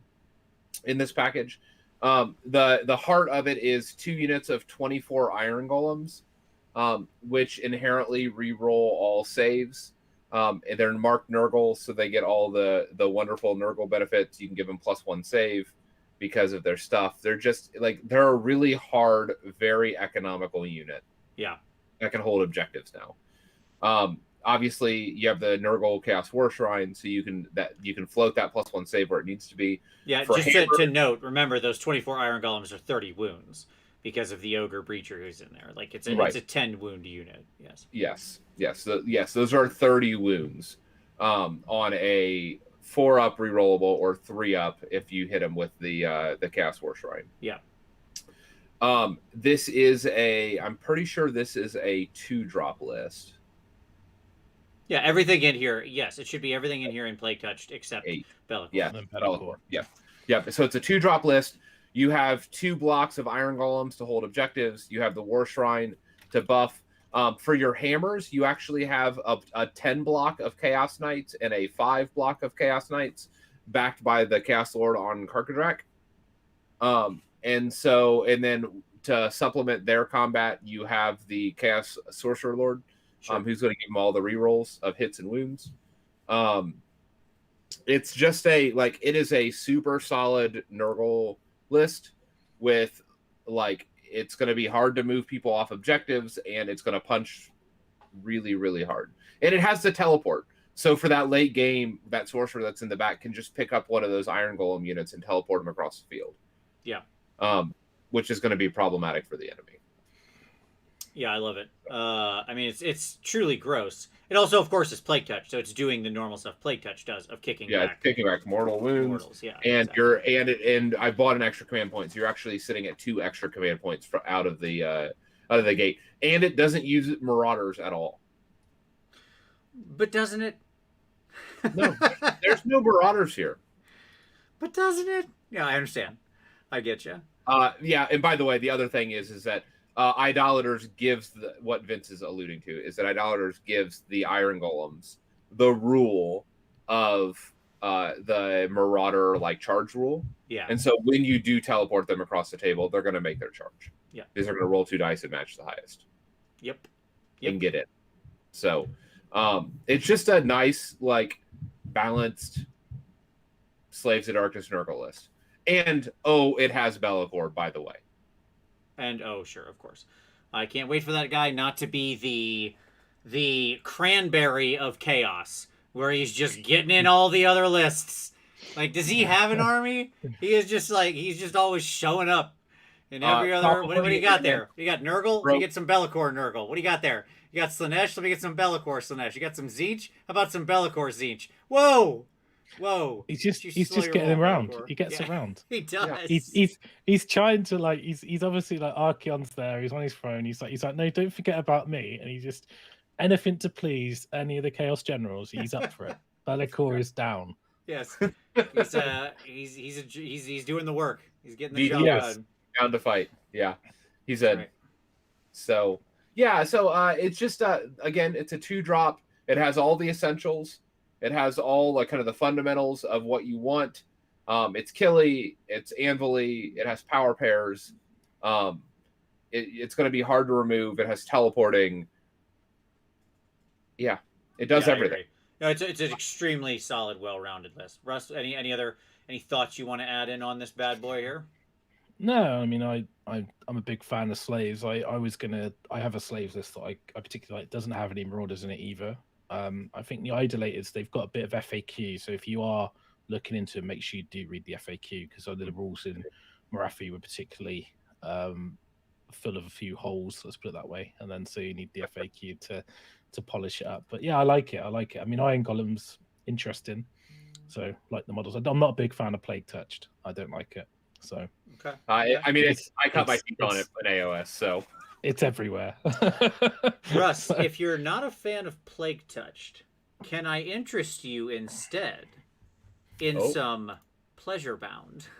Okay. Always. I thought we were doing that off air, Vince. That's right. So this is a battalion that exists. So we all admit that I don't, but it does. It's real. So Plague Touched is like all of the 4 God battalion lists out of the Slaves of Darkness book have a version that can be taken. How do I want to say this? They can be taken in either the Slaves to Darkness allegiance or in their home allegiance. Like, they count as both. Specifically in the thing, it says, like, Pleasure Bound may be taken as either a Slaves to Darkness allegiance or a Slaanesh allegiance. Okay, so there we go. So I've been thinking about how to crack the nut of how to get a good Slaanesh list, and I think I've cotton to it, which is use as few Slaanesh models as possible, and instead just use your old standby solid Slaves to Darkness models. So the Pleasure Bound is much like Plague Touched, except that it is 6 and 1, right? Because obviously for Slaanesh's number, right? Because all of these are just X being the god number of mortal Slaves to Darkness units, and then 1 mortal Slaves to Darkness hero of the appropriate god types. Right. So in other words, you can fit 7 units in here, right? So what do we got? Well, we got the old. I didn't put any magic items or anything on these guys because you can just season to taste as appropriate, right? Now here I have them in God Seekers because you can put them in Seekers, so everybody's got +1 to charge. This is all about getting your charge on. So we've got this is a solid center with chargy sides. That's the idea, right? So you've got the Glutos and the 15 Chaos Warriors are your center anvil, right? So you've got 15 Chaos Warriors who can reroll saves. They're sitting there with Glutos where he's putting out his -1 to hit bubble, doing work. Standard, easy, and Glutos can use his command ability on himself to heal himself. So he's a big, tough boy. 2 other 5ers of Chaos Warriors become chaff and just fill out your battle line, right? You've got 2 5ers of Chaos Knights and a Slick Blade. That guy's obviously outside the battalion. This is 4-drop, by the way. Because one of the Chaos Warriors had to fit outside the battalion. That's just the nature of the thing. And so you've got your 2 Knights who can get buffed up by the Chaos Lord on Kark, as well as the Sork Lord, obviously. So they're always getting +1 to charge since they're in God Seekers. And they can get reroll charges and +1 to hit from the Lord on Kark. and then they can get, reroll all hits and wounds, and so on and so forth from the Sork Lord and demonic power. Obviously, if your Chaos Warrior unit for some reason would drop below the number, you still could keep the Sork Lord there to just like oracular visions that Chaos Warrior unit, so they keep their rerollable saves. And the Chaos Lord, if he's up there, he's gonna be huffing, but you're gonna make him run real fast because he can obviously make things like the Chaos Knights fight twice. So on the charge with the lance, when you go in, ostensibly, hopefully, getting +1 to charge, re-rolling your charge, getting +1 to hit, re-rolling all hits and wounds, then you can also fight twice. So why is this a Slaanesh list? Because it's in Slaanesh, and I wanted to use the pleasure bound thing. You're asking me, Tom, you're asking me, could I just make this same list in another god? Sure, probably. But I like the Seekers and I like Glutos.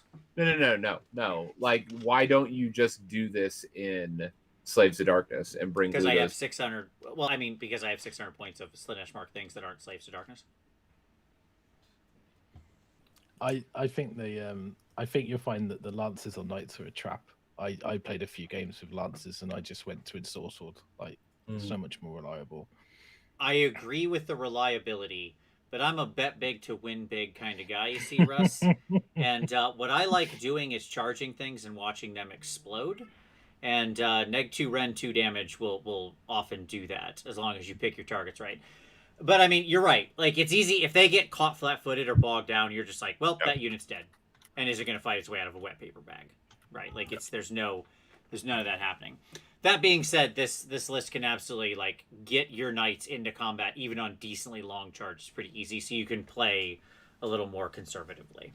So there you go. And yeah, but I hear you. Like, I went back and forth on it, honestly, Russ, for a long time because I've used both configurations. Yeah. And it's like very similar. It's very similar to what I take in my slaves. It's a 15 warrior block, yeah. but I play slaves, so the knights become battle line. Yeah. And then I'd have 2 darts of knights, 1 10 of knights for the sorcerer to use his oracular visions on. So I've got 2 big blobs, Bellicor, obviously, Khorne Demon Prince, that kind of stuff. So sure.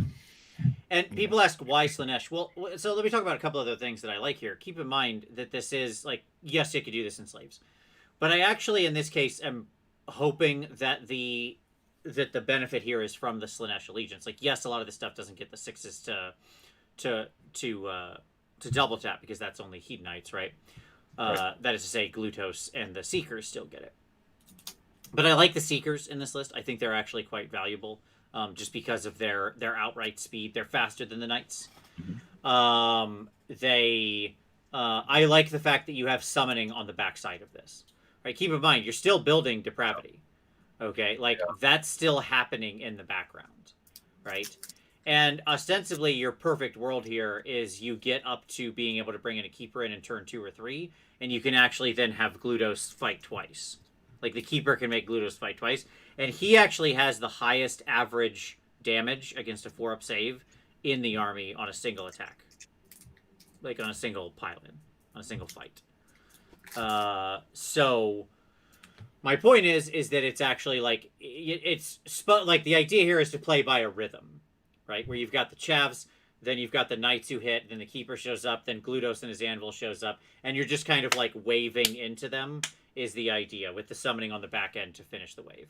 That's the theory, right? I think like people, when they look at Slaanesh, they really underestimate the depravity and what you can do with it. Like, we originally, like me and Byron were talking about bring the Keeper on.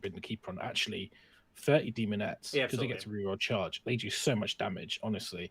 And like, even taking on 3 chariots, if you get 10, I think it's 10 depravity for 3 chariots is a really good bet as well. But normal Seekers are 6. They get to reroll charges. They're so fast. And they get the head knight explode. I think like people underestimate how much you actually get in the game. And the advantage of this list has, I think, is really good, is survivable heroes. Yes. So it's going to be really hard to actually like get rid of your summoning points.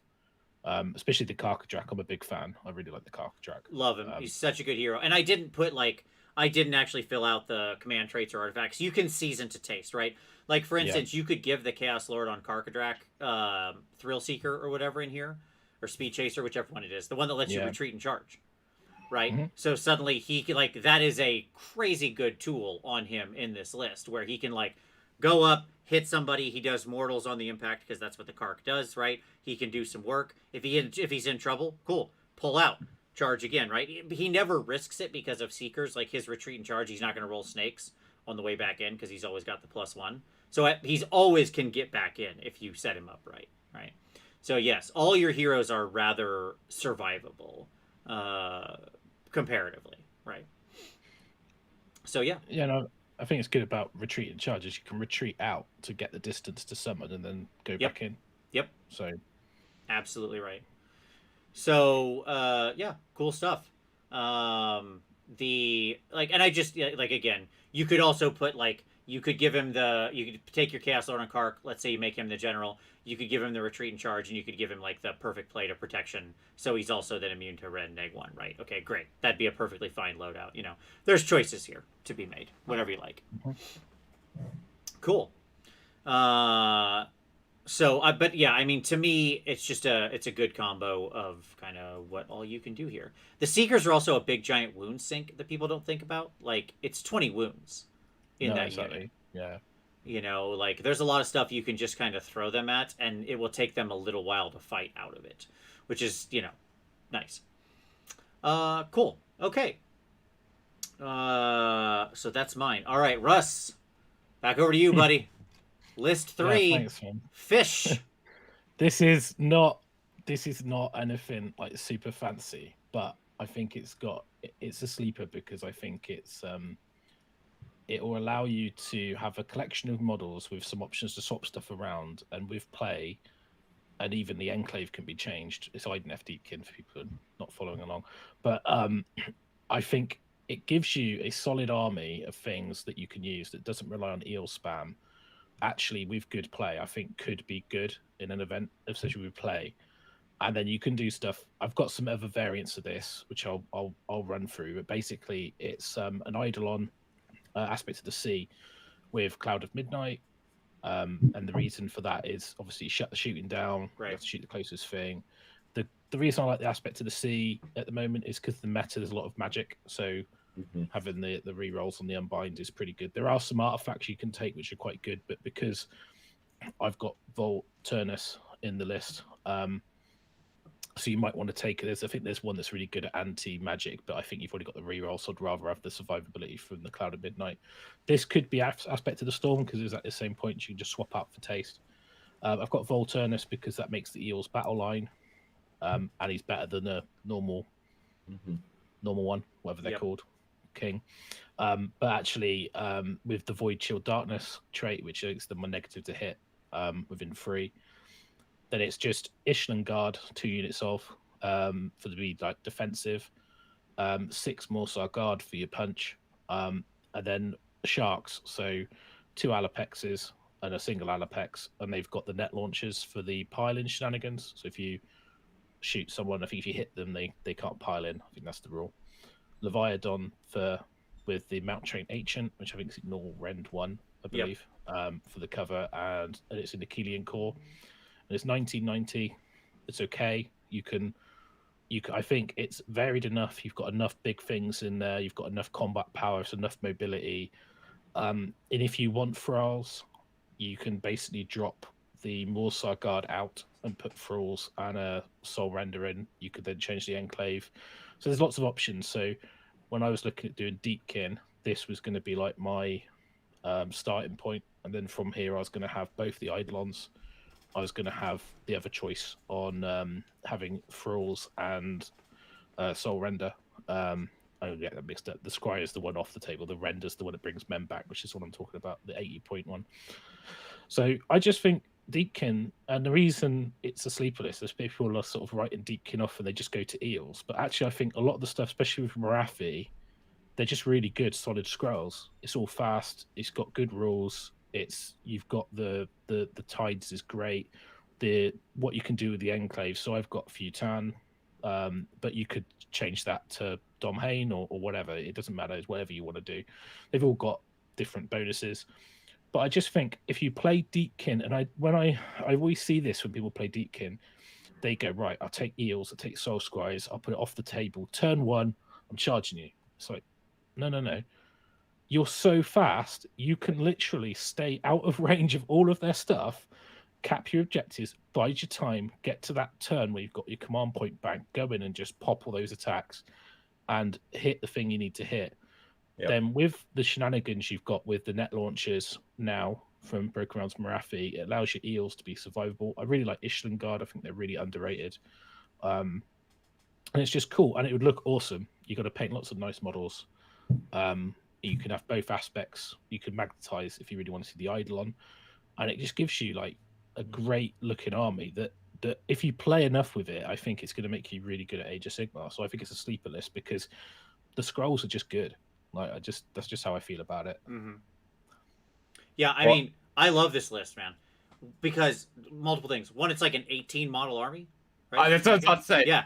Just looking at this, I'm like, oh, this is a Vince kind of list. Yeah, it's like 18 models, but there's still a lot of variants, right? Like, think of this actually set up and what it looks like. Like, this model has an awesome looking silhouette because it's using all of the different aspects of this army. Right, you've got your big Eidolon, you got your cool seahorse guy, you've got the eels around the edge, you got the shark boys, and then you got the big old turtle anchoring the center, right? Like, and I think this is such a good example of like how I think in our heads all want books to ideally play, right? Yeah. Where what you want to be able to do is take lots of different cool things from across the book and have it be a fun competitive game. Like that's the platonic state we want, right? Mm-hmm. Like, yes, I know there are people who really do want to just take skew lists, but like for most of us, you don't actually want to just sit there and be like herder 500 marauders, right? Like that's not actually what's interesting. Because you know that eventually that will get changed, and then that army goes in the bin or in the eBay pile and sells for not a lot, right? You know, like so. I think with this, you're building for the future, and also I think as a player you're going to get better by using something rounded like this, and you're going to really understand what all these units do. Then you can start looking for those other armies that might lean into one of the scrolls more than others. But I do like Thralls. I did actually almost put Thralls in this list instead of the Morsar Guard, but I thought I might get lynched. No,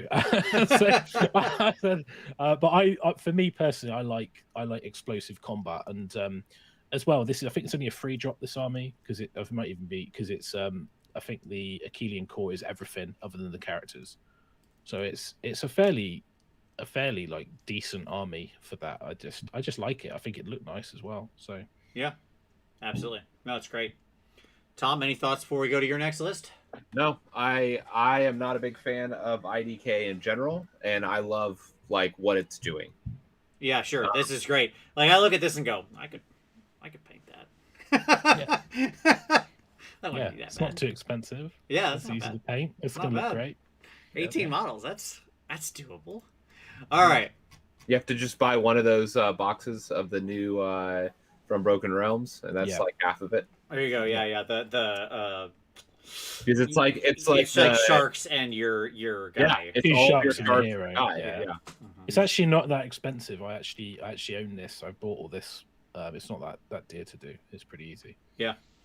All right, Tom. Let's talk about your last list here. We're gonna do 3 each. So let's talk about your Stormcast list. So my Stormcast list, it's funny because this is my version of the, hey, I just like the models. I like what it does. Fight me, right? Sure, like, yeah. This is my, I love this list. I do. And I don't know why. Because it's not good in the classic sense. But in the traditional sense of winning games, it's not good. But that doesn't matter. Yeah, it does everything I need it to, right? Sure. So it's a 5-drop list, so it's a higher than most normal lists. I've been a buyer of Cleansing Flanks for a long time. It never really performed like people thought it was going to, but I'm still a big fan of it. And so what it gives me is it gives me 2 objective holding units, 2 tenors of sequitors, right?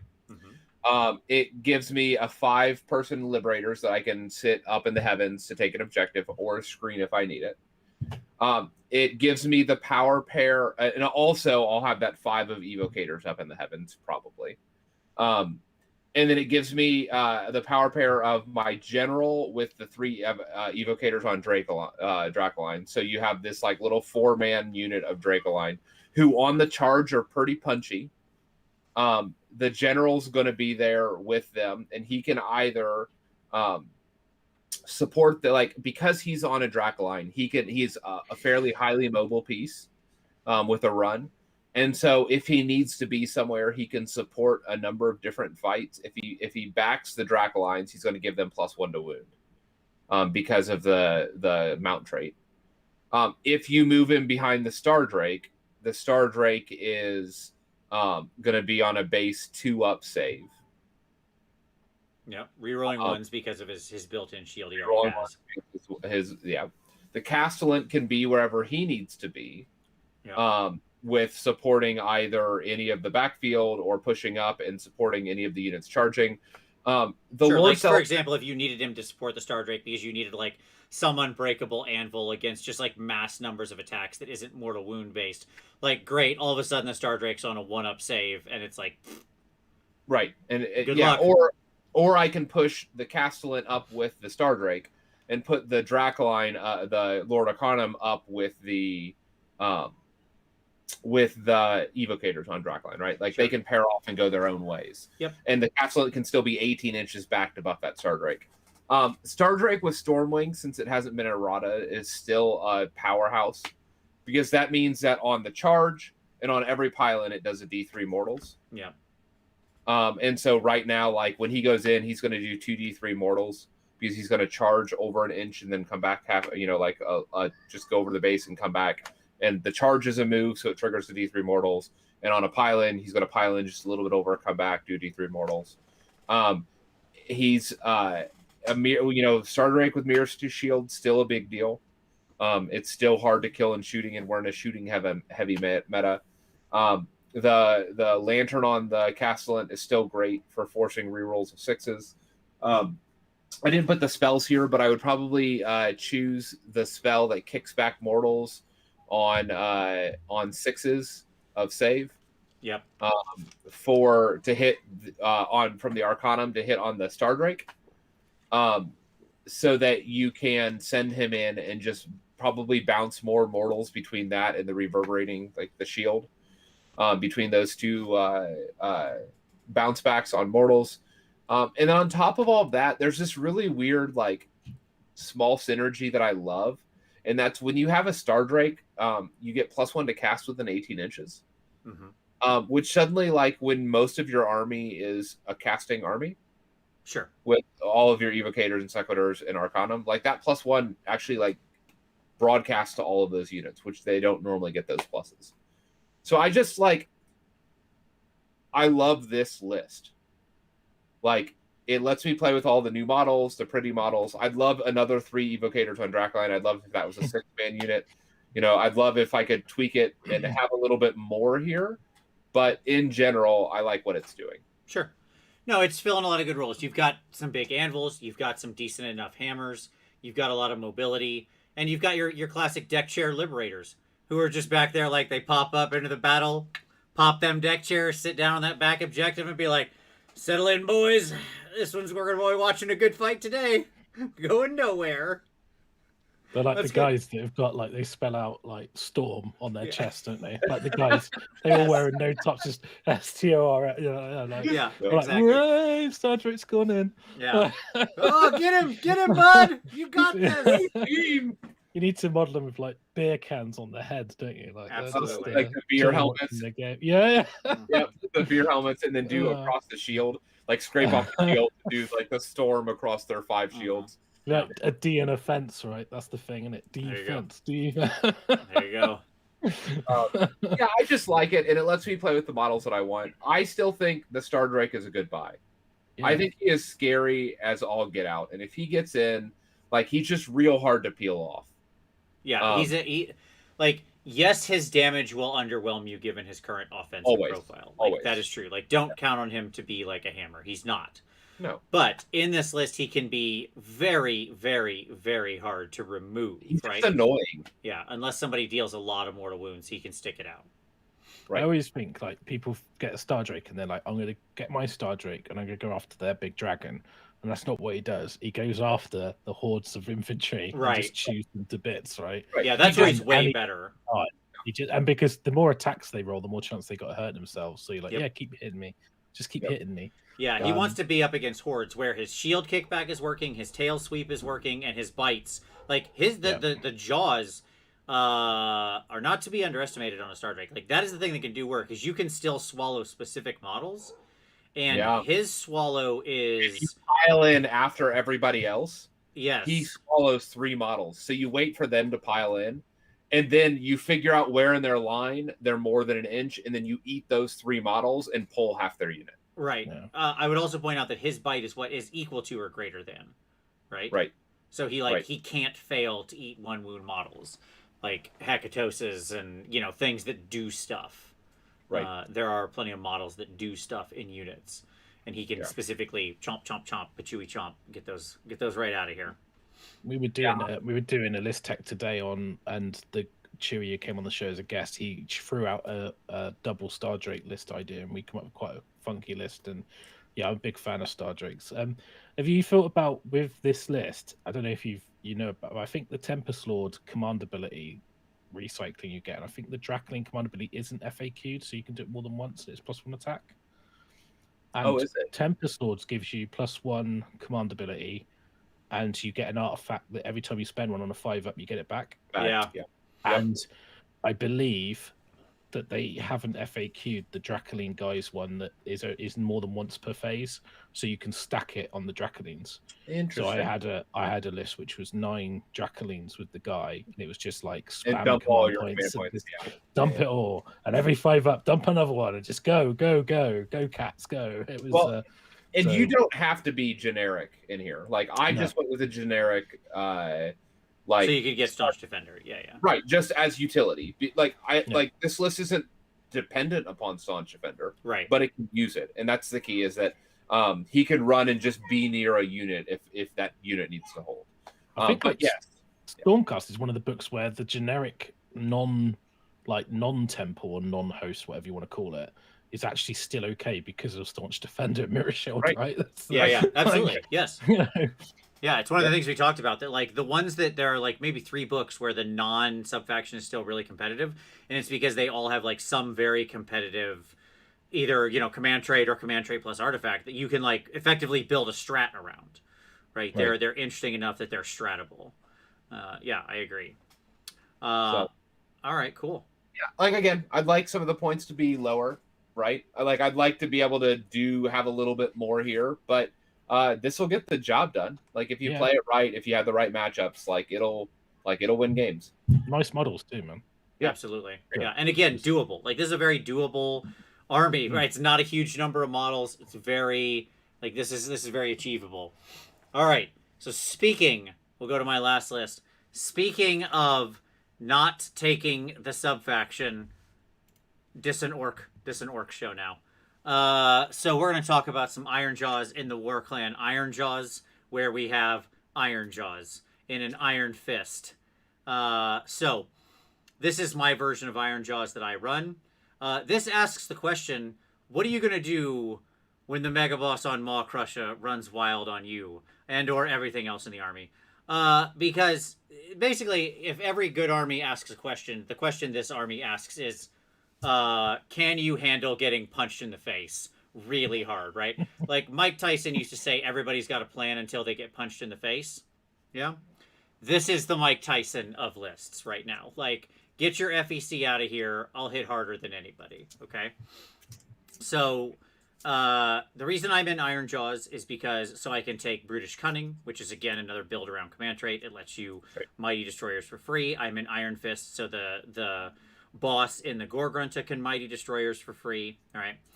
And which is, by the way, that's the ability that lets you either move or fight in the hero phase. That's how you're going to use it all the time. You can also charge, but okay. So Very good. You'll notice a distinct last of casters because casters are garbage. We don't need those. That is a trap. Taking casters in a world of spell doms, especially a subpar overcosted caster, get that out of here. You know what spell I like to cast? +1 to damage. You know how you do that? I point at the unit and go, you have +1 to damage now because I beat these sticks together. That's my favorite spell. +1 to damage, best spell. Okay? And I don't need to roll anything to make that happen. And I got 3 War Chanters to do it. Okay? So, the Mega Boss on Ball Crusher has the Brutish Cunning standard loadout, which is the Haka and Choppa. He's got Metal Ripper's Claw, which is the Neg 3 Rend. You put that on his main attack. Puts him from Neg 1 to Neg 3 Rend. That's right. Still got that old school Neg 3 Rend. And we took the Mount trait Meenan. And you might think, but Vince, don't you want the 4-up Spell Shrug? No. No. I want things that do damage. Period. This is about damage. You know how you survive? You kill your enemy first. That's it. You kill anything they have. Everything they own. So, yeah, exactly. Mega Boss casts Punch. Yes. What is best in life? It is to crush your enemies. The average damage on the Mega Boss against a 4-up save, by the way, is in the 40s. Okay, in this build out. So, like, if you use your command ability to give yourself +1 to hit, which you absolutely should, by the way, because you're not using you're getting your free movements anyways. So hence you're saving your command points for your +1 to hit. The go on lads get stuck in. So that's will like a lot of damage. It is a lot of damage. There's a lot of armies that want to DPS check you in the meta right now, right? Like things that just want to say, look, I've got 200 wounds. I don't care. Just more to kill. Like your Mega Gargants, you're gonna DPS check me. I'll lift whatever Mega Gargant you've got. I'll pull him off the board like he wasn't even looking. Like, that is not going to be... That's not... like, just... Zoop! That guy will cease existing. I will bowl him over as though he were nothing more than some tiny tree in a field in a hurricane. So, yeah, that's why I like this. The regular Mega Boss has Destroyer, which is my favorite artifact ever.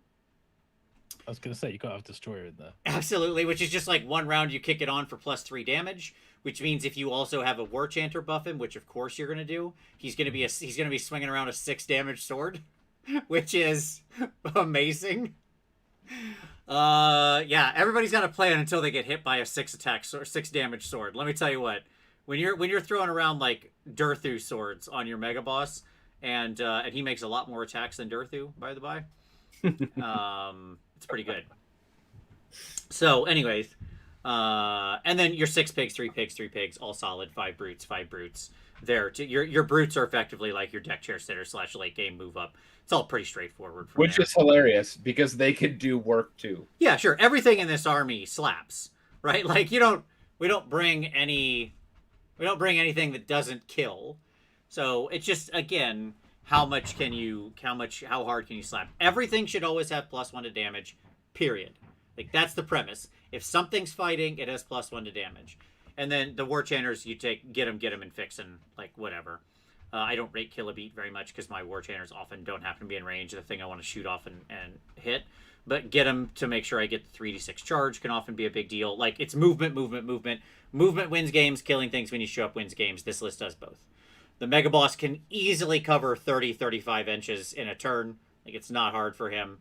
If you then get him beat as well, it's like he's everywhere you want to be. Like, he'll go 4 feet across the table, right? So it's just like explosive speed and hitting power. Yeah, so that's the list. This is everything I love in Warhammer distilled into a list. Again, very doable, not a lot of models, right?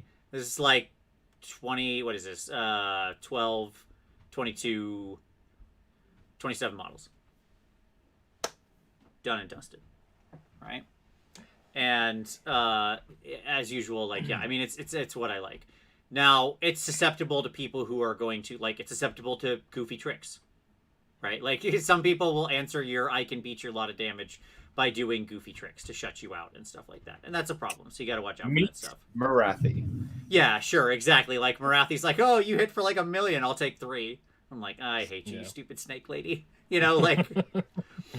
Yes. Yeah. So there's it's not as though, like, just ramping your damage to 1,000,000 has some limit as to what it can accomplish. Meet Right? Hermdar strikes first. Yeah, sure, absolutely. I really like Iron Suns, and I like some of the stuff you can do with that. And when I was writing, when the Orc War Clans book came out, I like movement techie tricksy stuff, which is so like stuff with like Iron Suns and using like Iron Fist, and I had allied fungoid cave shamans for the command points with a ward with the teleport spell. I had a lot of like stuff like that because I found it gave me lots more options on the table, but I still put Destroyer on the Maw Crusher because I'm like, no, I want to go in and I just want to smash whatever I fight. So I'm completely down with the concept. It's great. Yeah, I mean, and keep in mind that yes, sometimes people like Hermdar will get you stuff like that because you'll charge into them and then they do their dumb crap and fight you first twice, and that's real annoying. So you just don't deal with them, right? Like the way you deal with that in this army is you just feed them 3 pigs, right? And you just go, that doesn't matter. I'm gonna run around and kill everything else you own. Everyone loves bacon, right? Yeah. Here's some bacon. Fry it up. My pigs have beer barrels on the back of them too, so like I'm a full breakfast when we get to you. Okay. Bacon and beer. I'm loving it. Absolutely. But like you're not gonna have anything else left, so I hope those Hearthguard are able fast enough to get around the table. Because I'm pretty sure I'm faster than you. And they're not. Yeah, it's like they're just... I've squared off against a Hermdar Lords of the Lodge before with this, and at the end of the game the Fire Slayer Hearthguard Berserker big Death Star block was still alive, and I had won the game soundly, and they were standing alone with the Battlesmith while the Fire Slayer player had nothing else left and was in the center of, like, he had that one objective and it was really his, and that was it. I mean, that's the key, right? You gotta remember not to get caught up in traps, is right. What I would say. Yeah. And you don't have to charge turn 1. Right. Oh no, I almost never charge turn 1 unless somebody like actually just offers me the win. Right? Yeah. Like, if they just fail to chaff properly and I can easily just kill anything of value in their army turn 1, like, sure, of course I'm going to do that. Like, I'll win the game turn 1. Sounds fun. But most of the time, no. You're moving stuff around, you're pushing out, because you can be way back. Yeah. You can set up so far outside of their threat range because at any moment you can cover that. Right? But you don't underestimate the power of being able to lure any Auric player in by just appealing to the green inside them. Sure. And saying what, going like, I remember playing a game with my Bloodbound and I had Wrathmongers back when they made you attack yourself. And the guy was like, oh, I might go in on the first turn. And I was like, well, you are playing Iron Jaws, you probably should, right? I mean, that's what you do, right? And like, killed the Blood Warriors really well. And then the Wrathmongers went in and went, yeah, thanks very much, buddy. So, but there's only so much an Orc player can stand off without fighting you. Sure. You just gotta like throw the little match onto the fire, and then they're like that. Whoa, straight in. They're like, yeah, that's a good idea. I'm going in. Yeah. Yeah. Yes, you've got to avoid the red haze with this list, and it will get in you because you know what your units are capable of, and you're like, oh, I could go really kill that thing. But you gotta always be asking yourself, am I killing a thing of value here, right? Because there is limited, but yeah, it's like this just plays every way I want to play Warhammer. Like, it's fast, it's fun, it hits like a Mack truck going 80 down the highway, right? Like it will oftentimes just that kind of oppressive damage will literally just knock people back. Like when I say it's the Tyson play, it's really like that because a lot of people haven't played something that's this overwhelming on damage. Punchy. Yeah. And like all of a sudden they'll have something that they thought would survive and those 2 units will just evaporate. And they'll all of a sudden their whole their game plan is rocked, right? Obviously don't forget smashing and bashing. You'll in this list you're almost always going to activate, like, you will just fight before the enemy in your turn. Because everything you have should kill any unit you touch. Period. So, like, your whole army should just fight first. Like, right? In activation order, obviously. You're choosing the right units in order to activate. Correct. Yes, assuming you're choosing correctly, it's like, you're going to blow something up, then blow something up, then blow something up, and then have your last guys fight, who aren't necessarily winning their fight. Right? And then you go, okay, now that I'm done fighting, you may fight now. With the 1 unit you have left. Is this like the new old Slanesh, is what you're saying? Yeah. Kind They of. fight everything, then they get to fight. Fight everything, and they get to fight. Yeah. Let me show you how to always strike first. Yes, exactly. You've just got to ramp the damage up to 1,000,000, and then this army gains always strike first, right? The only thing that prevents you from always striking first on your turn in this army is you not killing a unit. So always kill your unit. Always kill whatever you're fighting. Yeah, punch hard enough, you'll be fine. Exactly, yes. There you go. Hulk it. All right, boys. Well, there we go. I'm sure there's plenty of lists we didn't cover. I think there's lots of other sleeper lists. I think there's so many interesting lists across so many armies we didn't touch. If you out there have got your own that you want to throw down in the comments, please do. Share your own cool list. There's a lot of good stuff out there that I think is competitive that people aren't paying as much attention to because it's easy to only see the headline of, like, you know, Barak Zilfin, Fangs of Sotek Seraphon, Sayer LRL, I don't know, like Change Host any Siege. daughters list you want to play. Yeah, or daughters, all parens. All of it. Yeah. And have change left over. Yeah, exactly. So, I mean, there's a lot more beyond that, and these lists can give at least a good game. I'm not going to say, like, oh, this is the great counter pick to those, but they're going to give a good game, I think, and that's what's important, right? You're not going to feel like you're on the back foot or something like that. They're going to be competitive. So there you go. Russ, thank you so much, buddy. This was great. Appreciate you sharing all the list tech. I love being on. Yeah, I love it. I love a good list tech. So I love being on the show, so thanks for having me on. Don't forget, all the Facehammer guys are on YouTube. If you're not already subbed to them, you absolutely should be. Their channel will be linked down below. So go hit them up, give them a sub, watch their great content. They're doing fantastic stuff. For all of you out there, thank you so much for watching. Give it a like. It helps other people find the show. We really appreciate it. When you just hit that little like button, it's so easy and so fast. Subscribe, obviously, if you haven't already. We're here every week doing this kind of shenanigans. I felt that was appropriate given St. Paddy's Day. This is the one day of the year where I think you can use that unironically. And, of course, for all of you out there, thank you so much. As always, we'll see you next Wednesday.